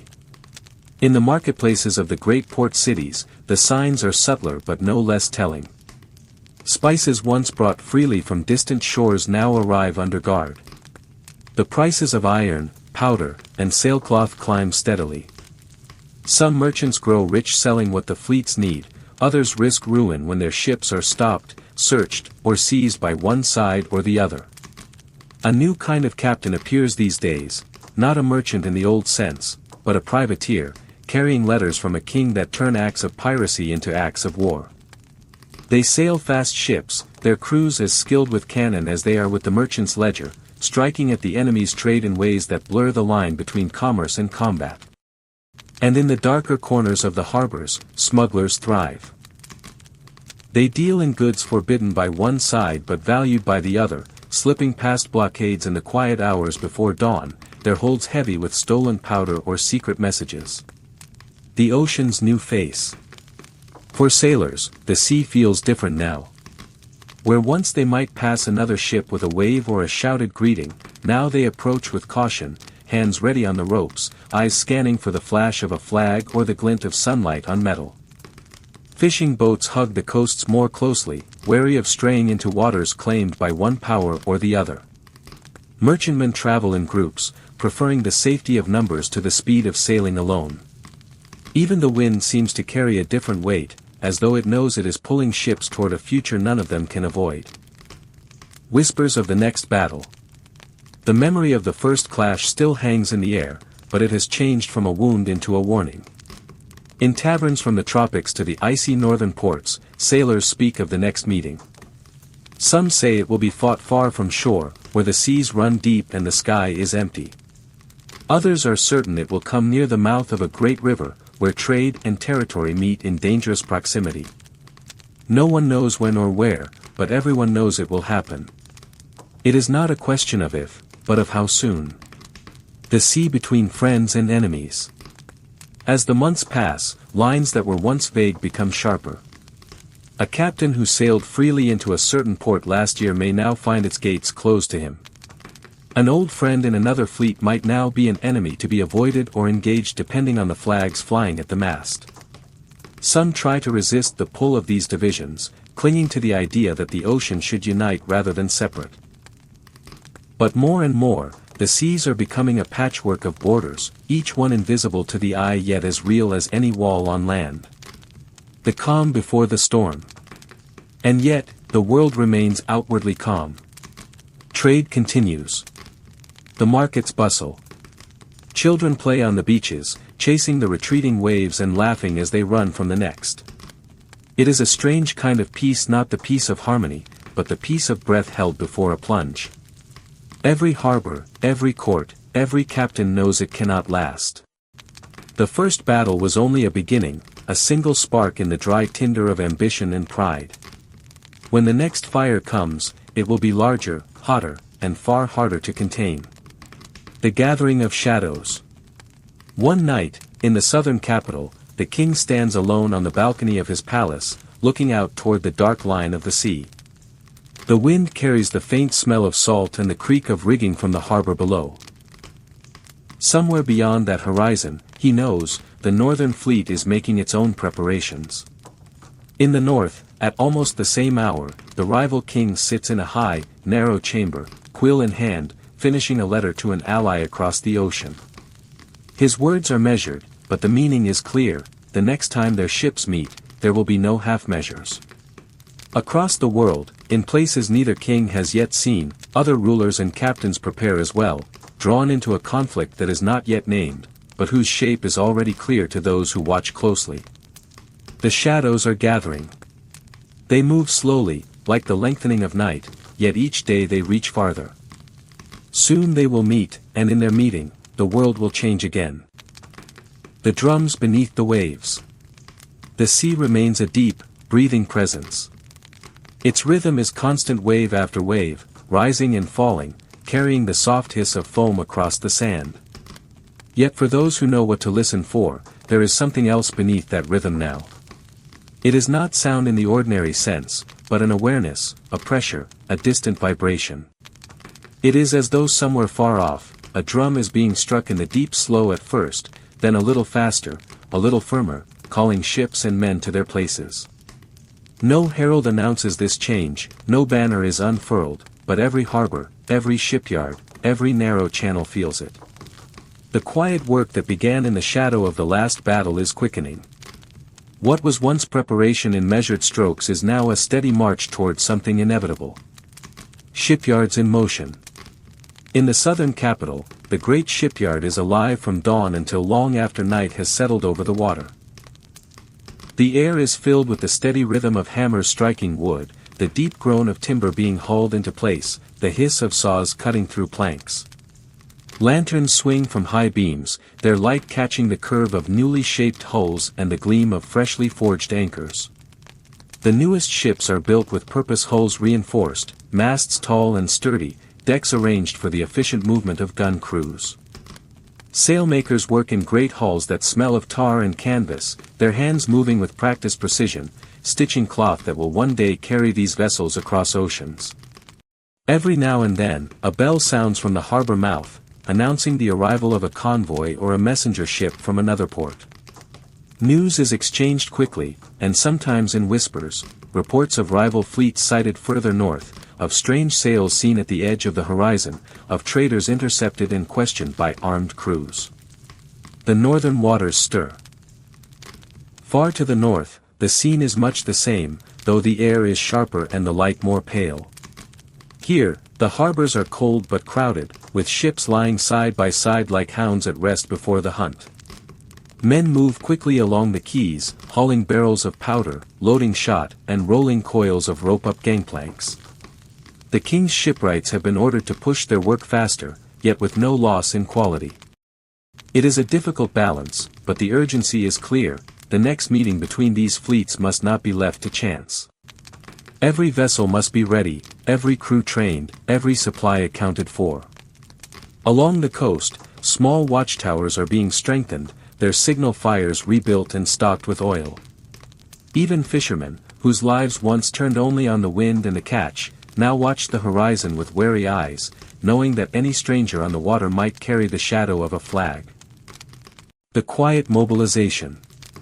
To the ordinary citizen, life still moves with its familiar rhythm, markets open each morning, carts rattle over cobblestones, children run between stalls. But beneath that surface, the pulse of the fleets beats louder. In coastal inns, rooms are reserved not for merchants, but for officers who pass through on their way to distant postings. In the streets near the harbor, strangers arrive with the bearing of men who are there to observe, to report, to blend in but never fully belong. Letters are sent in careful code, inked between the lines of ordinary correspondence. A merchant might appear to be writing about shipments of cloth or barrels of wine, but between his words lies another meaning, instructions for movement, changes in patrol routes, or the location of a fleet at anchor. Merchants in the middle. For those who make their living on trade, these weeks are heavy with uncertainty. Some have chosen to ally openly with one side or the other, flying the flag of their chosen protector and benefiting from escorted convoys. Others try to remain neutral, though the space for neutrality narrows with each passing month. Prices for certain goods fluctuate wildly. Salted meat and dried beans essential for long voyages are bought in enormous quantities, pushing costs higher. Cannon shot and powder are more closely guarded now, distributed only to those who can prove their loyalty to a given crown. Yet war, or the hint of it, has always been profitable for the bold. A few daring merchants take to routes others now avoid, slipping between patrol lines under cover of night, selling to both sides at great risk and greater profit. These men and women walk a fine edge. When the next battle comes, they may find themselves hunted by everyone. Allies draw closer. Across the oceans, alliances begin to solidify. Small kingdoms that once hesitated now commit openly, sending timber, pitch, and grain to their chosen partners. In return, they receive promises of protection, training for their own small fleets, and rights to trade in ports previously closed to them. Envoys travel in greater numbers now. Though they speak softly in public halls, their real conversations take place behind doors closed tight against the sea wind. Maps are spread out on tables, not for trade routes, but for naval maneuvers where fleets might meet, where blockades might be placed, where choke points could decide the flow of war before a cannon is ever fired. Movement on the seas. At first, the changes in the open water are subtle, a few more ships at anchor here, an extra convoy there. But soon, the pattern becomes undeniable. Squadrons leave harbor together, their sails filling in the same wind, their decks lined with crew at silent readiness. Merchant ships travel with more than just goods aboard, they carry soldiers, gunners, and the quiet authority of a warship's escort. Sailors speak of seeing strange lights far offshore at night, single lanterns, bright and deliberate, vanishing before they can be approached. Others tell of shadowed ships passing in silence, the creak of their timbers the only sound in the still air. The sea itself seems to have become a chessboard, every piece moving with intent, every action a response to another. Signals and secrets. Flags rise and fall in new patterns from masts, part of an ever-expanding code that only those trained can read. A strip of color might mean hold position, another might mean follow, another still might warn enemy sighted. From shore, these flashes of color appear as nothing more than ordinary signals, but to the fleets, they are the heartbeat of the ocean's new order. In quiet coves far from the main ports, smaller vessels gather for purposes unspoken. Here, supplies are shifted from one hull to another without record, and men sign on for voyages they are not told the full nature of. Some of these ships will never see their home harbors again. The unseen drums. And always, beneath it all, there is that sensation, the slow, deliberate beat. It is not a sound that can be charted on a sailor's map, nor a wind that can be measured. It is the gathering of will, the tightening of lines, the steady approach of something too large to turn aside. It beats in the halls of kings and the narrow rooms of taverns, in the calls of shipwrights and the shouts of dockworkers, in the silence between two ships passing on a moonless night. Each day it grows stronger, and though no cannon has yet spoken again, all who live by the sea know that the moment is coming when the drums will no longer be felt only beneath the waves, they will be heard above them. The last calm. The world seems to hold its breath. The seas, though still moving in their timeless rhythm, seem quieter than before, as though they, too, are listening for the first note of a song they know must soon begin. The wind runs low along the surface of the water, ruffling it gently, almost tenderly, as if unwilling to disturb what is to come. In every harbor where warships rest, there is an order to the stillness. It is not the idle peace of a fishing village, nor the gentle lull of a merchant port between seasons. This is a stillness shaped by preparation, by watchfulness, by the shared understanding that every mast, every sail, every length of rope has been checked and rechecked for the moment when it will matter most. Fleets in waiting. In the eastern bay, where the sea runs deep and the mountains shield the horizon, an entire fleet lies at anchor. The ships are aligned with precision, rows upon rows, hulls painted and polished, decks spotless beneath the morning light. Their sails are furled, yet the great masts stand like spears, a forest of silent strength. From the shore, one might think of them as statues, so motionless they seem. But closer, trained eye would see the life within them, men moving softly along the decks, officers making notes on weather and supply, carpenters giving one last look to the seams of the hulls. Everything is ready, but nothing moves beyond what is necessary. The air around them is almost heavy, not with humidity, but with expectancy. It is a weight that even the youngest sailor feels, though he may not yet have the words for it. The sound of preparedness. Across the water, in the rival fleet's western anchorage, the same quiet reigns.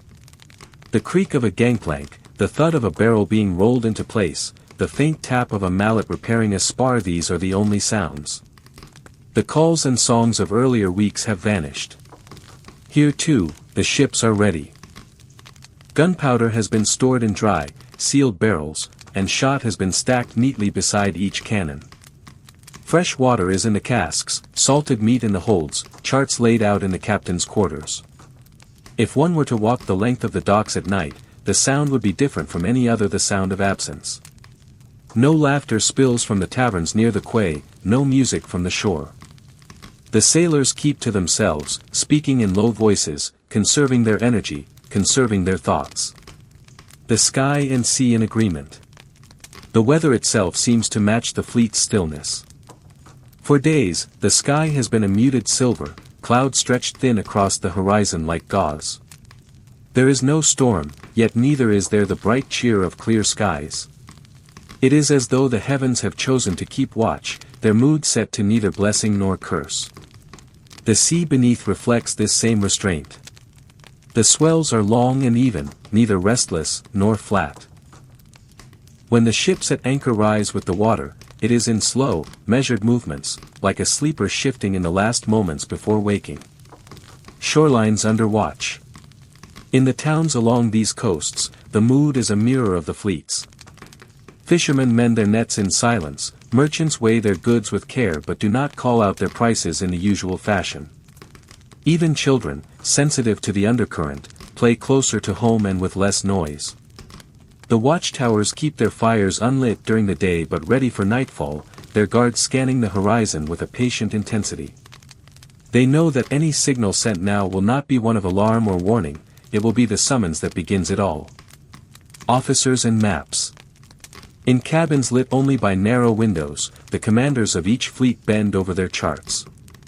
Their voices are quiet, yet firm.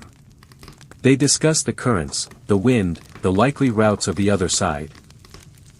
They speak of tides, not only of the sea, but of human resolve, when the men will be freshest, when fatigue will set in, when the moment will be right to give the order to advance. No decision is made lightly. Every maneuver will have its cost, and in these final hours of calm, those costs weigh heavily in the mind. The men who wait. For the sailors, time seems to move differently now. The days are long, the hours stretched by the absence of action. Tasks that once filled the morning are completed early, leaving long stretches in which to polish brass, coil rope, and polish it again. Some men spend their spare moments writing letters, knowing they may never have another chance. Others find a place to sit alone, staring at the horizon without really seeing it. Still others seek out small repairs, to do anything to keep the hands busy and the mind from turning too sharply toward what is to come. The night watches. At night, the calm becomes deeper still. Lanterns on the ships are kept dim, their glow shielded from distant eyes. The only sounds are the water lapping against the hulls and the faint creak of wood as the vessels shift with the tide. The night watch stands at their posts, scanning the darkness for any sign of movement. Every shadow could be a sail, every flicker of light on the horizon the glint of a spyglass. The stars will overhead, indifferent to the human tension below. The mutual silence. Neither fleet moves toward the other. This is not because they have forgotten their purpose, but because they know the moment must be exact. To strike too soon is to risk the wind, the tide, the element of surprise. And so they wait, each aware of the other's presence, each measuring the patience of their enemy. It is a strange kind of companionship, two adversaries sharing the same still sea, both knowing the quiet cannot last. The weight of the moment. For now, this is the last calm. It may last a day or a week, but it will not last beyond that. The air itself seems to know, carrying the scent of salt and something sharper anticipation. The gulls cry less often, as though the noise might break whatever fragile spell keeps the fleets at bay. Soon, the drums will no longer be beneath the waves. They will roll across the surface, in the crack of sails unfurling, in the boom of cannon, in the shouts of men answering orders. But for now, in these precious hours, the sea holds its quiet. It is the kind of quiet that comes not from peace, but from the long, steady drawing of breath before the plunge. When the silence breaks. It happens quietly at first. Not with a shout, not with a trumpet blast, but with the smallest shift, the sound of a single rope drawn through a pulley, the creak of timber answering the weight. The sea, which has lain still for so many days, feels the change before the men do. A faint ripple moves outward from a hull, bending the reflection of the early light. It is not the wind that causes it, but the deliberate hand of someone making ready. The first movements. On the Eastern Fleet, a signal flag is raised. It climbs slowly, pulled by steady hands, the fabric catching only a whisper of breeze. From a distance, it is just a square of color against the pale morning sky, but to those who watch for such things, it means only one thing: it is time. Men begin to move across the decks, not hurriedly, but with the practiced steps of those who have rehearsed this moment many times before. Hatches are opened, ladders lowered, barrels shifted. The air takes on a faint tang of pitch and salt as repairs and sealing are completed in these last moments. Sound returns. For days, the harbors have been wrapped in the hush of expectation. Now, sound returns in careful increments: the muted call of a boatswain giving orders, the thud of a hatch closing, the faint metallic click of gun carriages being checked. The gulls, sensing the stir, rise into the air, their cries sharper than before. Even the sea seems to respond, slapping softly against the hulls as though urging them forward. The masts groan gently under the pull of ropes, and sails begin to unfurl like the slow opening of enormous wings. The other side responds. Across the expanse of water, the rival fleet has seen the signal. Their own preparations, long held in stillness, now move into motion. Flags are raised, sails loosened, and the muffled commands ripple from deck to deck. There is no surprise here, only acknowledgement. Each side has been waiting for the other to make the first move, and now that it has happened, the rest follows as inevitably as the tide. The uncoiling of days. In the space of an hour, the harbors change entirely. What was once a scene of quiet symmetry becomes a living pattern of movement. Sailors cross the decks in lines, carrying powder, securing rigging, adjusting ballast. Captains step out onto their quarterdecks, their eyes scanning the horizon, their minds already running ahead to where the meeting will occur. The sound of hammers striking nails echoes from one ship where a final repair is being made. The hiss of a rope running fast through a block marks the moment when the largest sails are caught by the wind and drawn tight. The sea opens. With a measured slowness, anchors are raised. The thick chains rattle and groan, links grinding against the capstans as the great weights come free of the sand and mud below. One by one, ships begin to drift forward, their prows turning toward the open water. It is not a sudden charge. This is the kind of departure that understands both patience and inevitability. The fleets move like glaciers, slow at first, but carrying an unstoppable momentum once set in motion. On deck. A young sailor grips the rail, feeling the shift beneath his feet as the ship begins to move. He has dreamed of this moment for weeks, but now that it is here, it feels strangely quiet, almost private.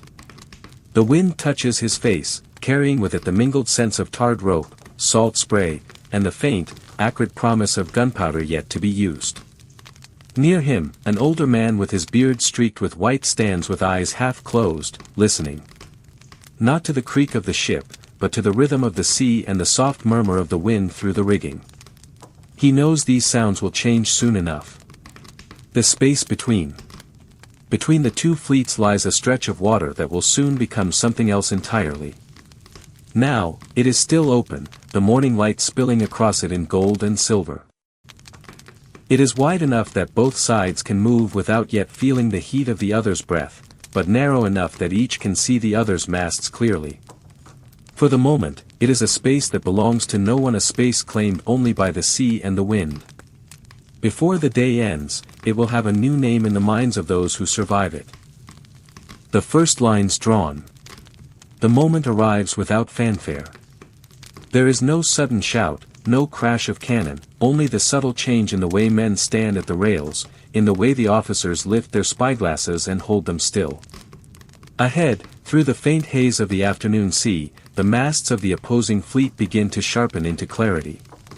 What were once distant lines on the horizon now resolve into the familiar shapes of sails, rigging, and hulls. The two bodies of ships are no longer moving toward an abstract meeting, they are moving toward each other. The narrowing water. The space between them has shrunk to a place where one can see the light glint on a rival's metal fittings. The ocean, which only hours before seemed limitless, now feels contained, as though the presence of so much timber and canvas has pressed its edges closer. The water between the fleets ripples in long, lazy swells, carrying the reflections of both in fractured stripped sunlight on white sails, shadow on dark hulls. The sea itself feels like a stage now, a flat expanse upon which only two players remain. The deliberate turn. From the flagship of the Eastern Fleet, a flag rises slowly, almost lazily, as if to say there is no need to rush. A moment later, the great ship begins to turn. Its prow swings slightly to starboard, the sails adjusting in a patient cascade as one set after another catches the new wind. This is no random movement. It is the beginning of the line, the deliberate shaping of formation. Each ship behind follows in turn, the curve of their paths like a slow, measured handwriting across the water. The Western Fleet answers in kind, their own flagship adjusting to match. The ocean between them narrows further, not in distance yet, but in intent. Quiet orders. The commands are spoken in low voices. A boatswain murmurs to a team of sailors coiling rope. An officer leans close to a helmsman, his words lost to all but the man holding the wheel. There is no shouting now, the time for loud orders will come soon enough. Every movement is smooth, unhurried, the kind of precision born from endless repetition. Ropes are drawn taut and belayed, sails trimmed with careful hands, gunports readied but left closed for the moment. The ships take on the bearing of creatures that are awake but not yet striking. They gaze across the water. Sailors watch the other fleet as they work. Faces are shaded by hands, eyes narrowed against the glitter of light on water. The rival ships are close enough now that one can make out the gleam of brass on a gun carriage, the slight sway of a hammock between masts, even the dark silhouettes of men at their stations.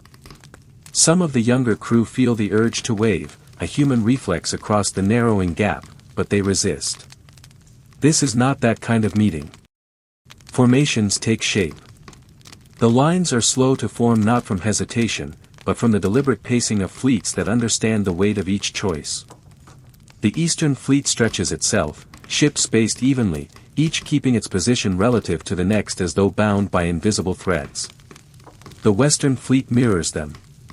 Two long arcs of ships now face one another, curving slightly as if to meet at some invisible center far ahead.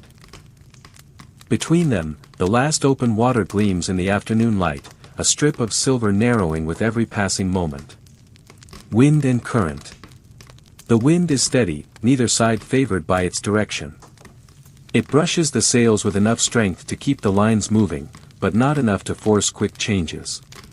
The current, too, is gentle, a slow pull that both sides account for with small, almost imperceptible adjustments of the helm. To the untrained eye, it might seem as though nothing of consequence is happening.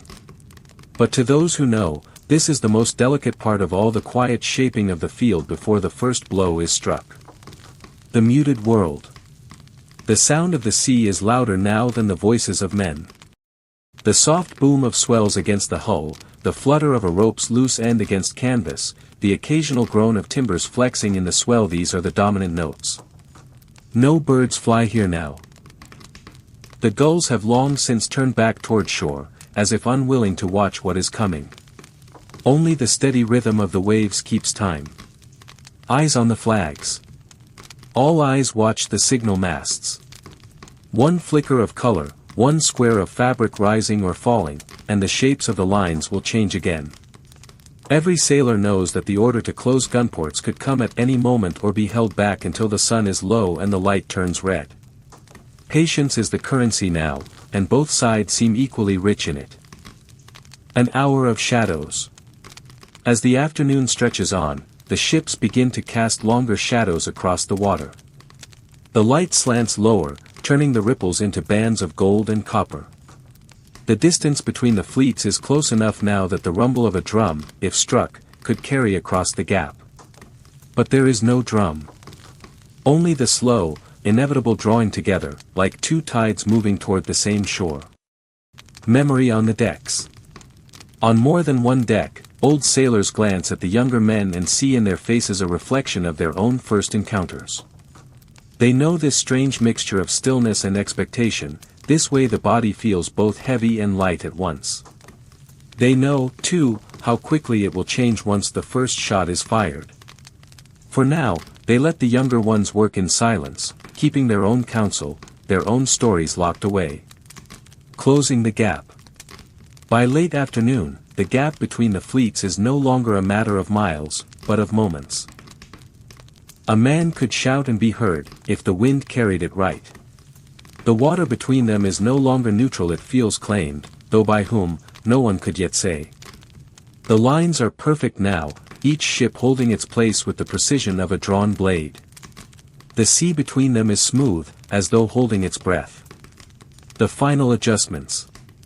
A last round of signals passes along both lines, minor corrections of angle, small shifts of speed. Every sail is trimmed exactly, every rope secured. The gunners stand by their pieces, not yet loading but ready for the word. The sun edges toward the horizon, and the world takes on the golden, weighted light of a day that is almost done. But here, in this narrow stretch of sea, nothing is over yet. Everything is only just beginning. The line complete. The fleets are set now, each facing the other across a narrow band of water that seems to pulse with anticipation. The lines have been drawn not with ink, but with ships and sails, with shadows and the quiet breath of men who know the moment is near. No one moves without purpose. Every gesture is part of the shape, part of the silent geometry that will, in moments, become motion. The first lines have been drawn. The sea holds them, steady and waiting, as the last of the day's light begins to fade. The first shot. The stillness holds for a moment longer than anyone would expect. It is the kind of pause that feels suspended in time, as if the world itself has decided to wait. The wind moves through the rigging, the sea laps gently against the hulls, and the light of the setting sun lays soft gold across the water. No one speaks.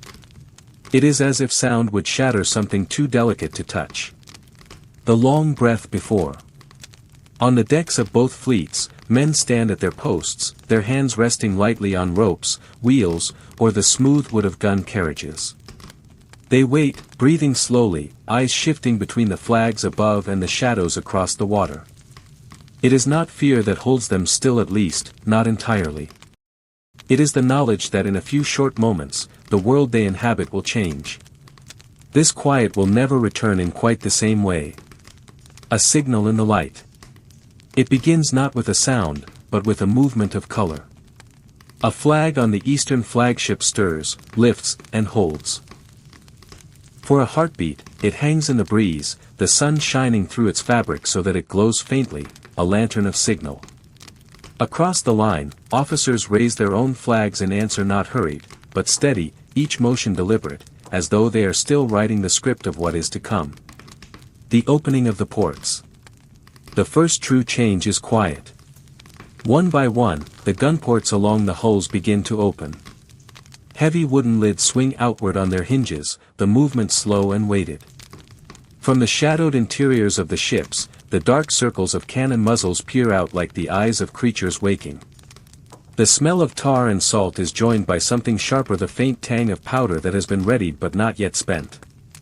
The first sound. It comes from far down the line, so far that those on the opposite end hear it as a soft, rolling thud, like a door closing in the distance.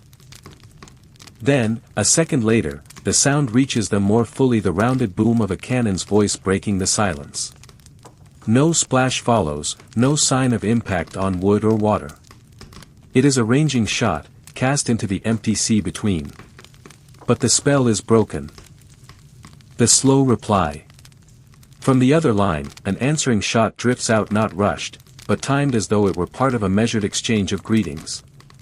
The ball splashes into the water halfway between, sending up a fountain of spray that sparkles briefly in the light before falling back into the deep. Men glance at one another. No words are needed to understand what this means. The conversation has begun, and it will not return to silence. The ripples outward. The sound of those first two shots seems to carry beyond the fleets, over the water, into the air itself. The gulls that had been absent all day will far above now, their cries faint but restless. The swell beneath the ships feels subtly different, as though the ocean, too, has heard and is adjusting to what is coming. Measured openings. A third shot follows, this one closer to its mark. The crew of the targeted ship stands steady as the ball splashes against its wake. No rush to answer, no sudden chaos, only the slow, deliberate loading of their own reply. The powder is poured, the ball placed, the rammer worked with practiced ease. When the cannon fires, the smoke rolls outward in a lazy, curling drift, hanging low over the water before dissolving. The taste of powder. By now, a faint haze begins to build between the lines. It carries the sharp, dry scent of powder and the earthy undertone of burnt wood. The air is still enough that the haze lingers, softening the outlines of the ships so they seem half real, half dream. In the lowering light, it is almost beautiful, this strange, terrible ballet that has only just begun. The rhythms of the guns. The cannons speak now at wider intervals, each shot a deep note in a slow-moving rhythm. They are not yet firing in full, these are the first feelers, the testing of range, the subtle dance of adjustment. Between the booms, the silence is heavy. Every man feels the weight of the next shot before it comes.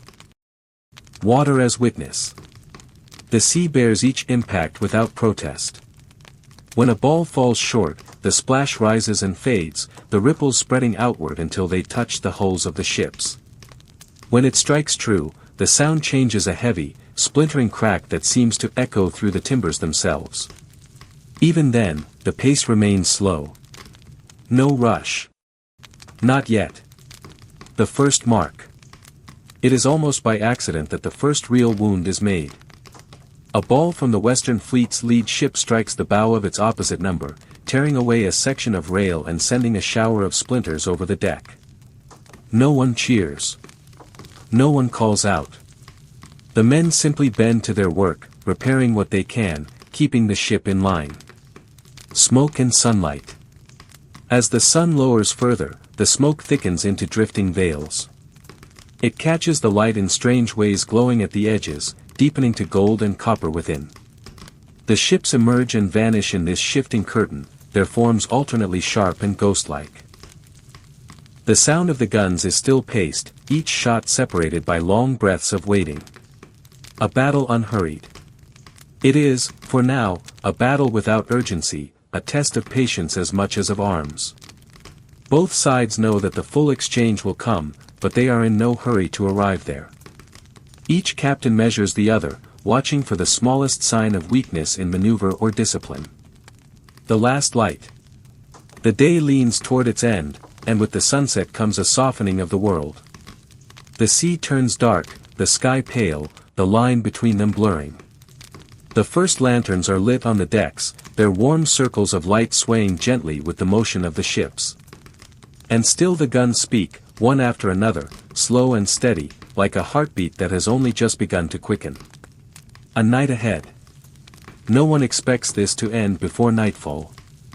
The first shot has been fired, and with it, the space between these two fleets has forever changed. Yet the pace remains deliberate, the rhythm slows, a promise that the true storm will come, but not just yet.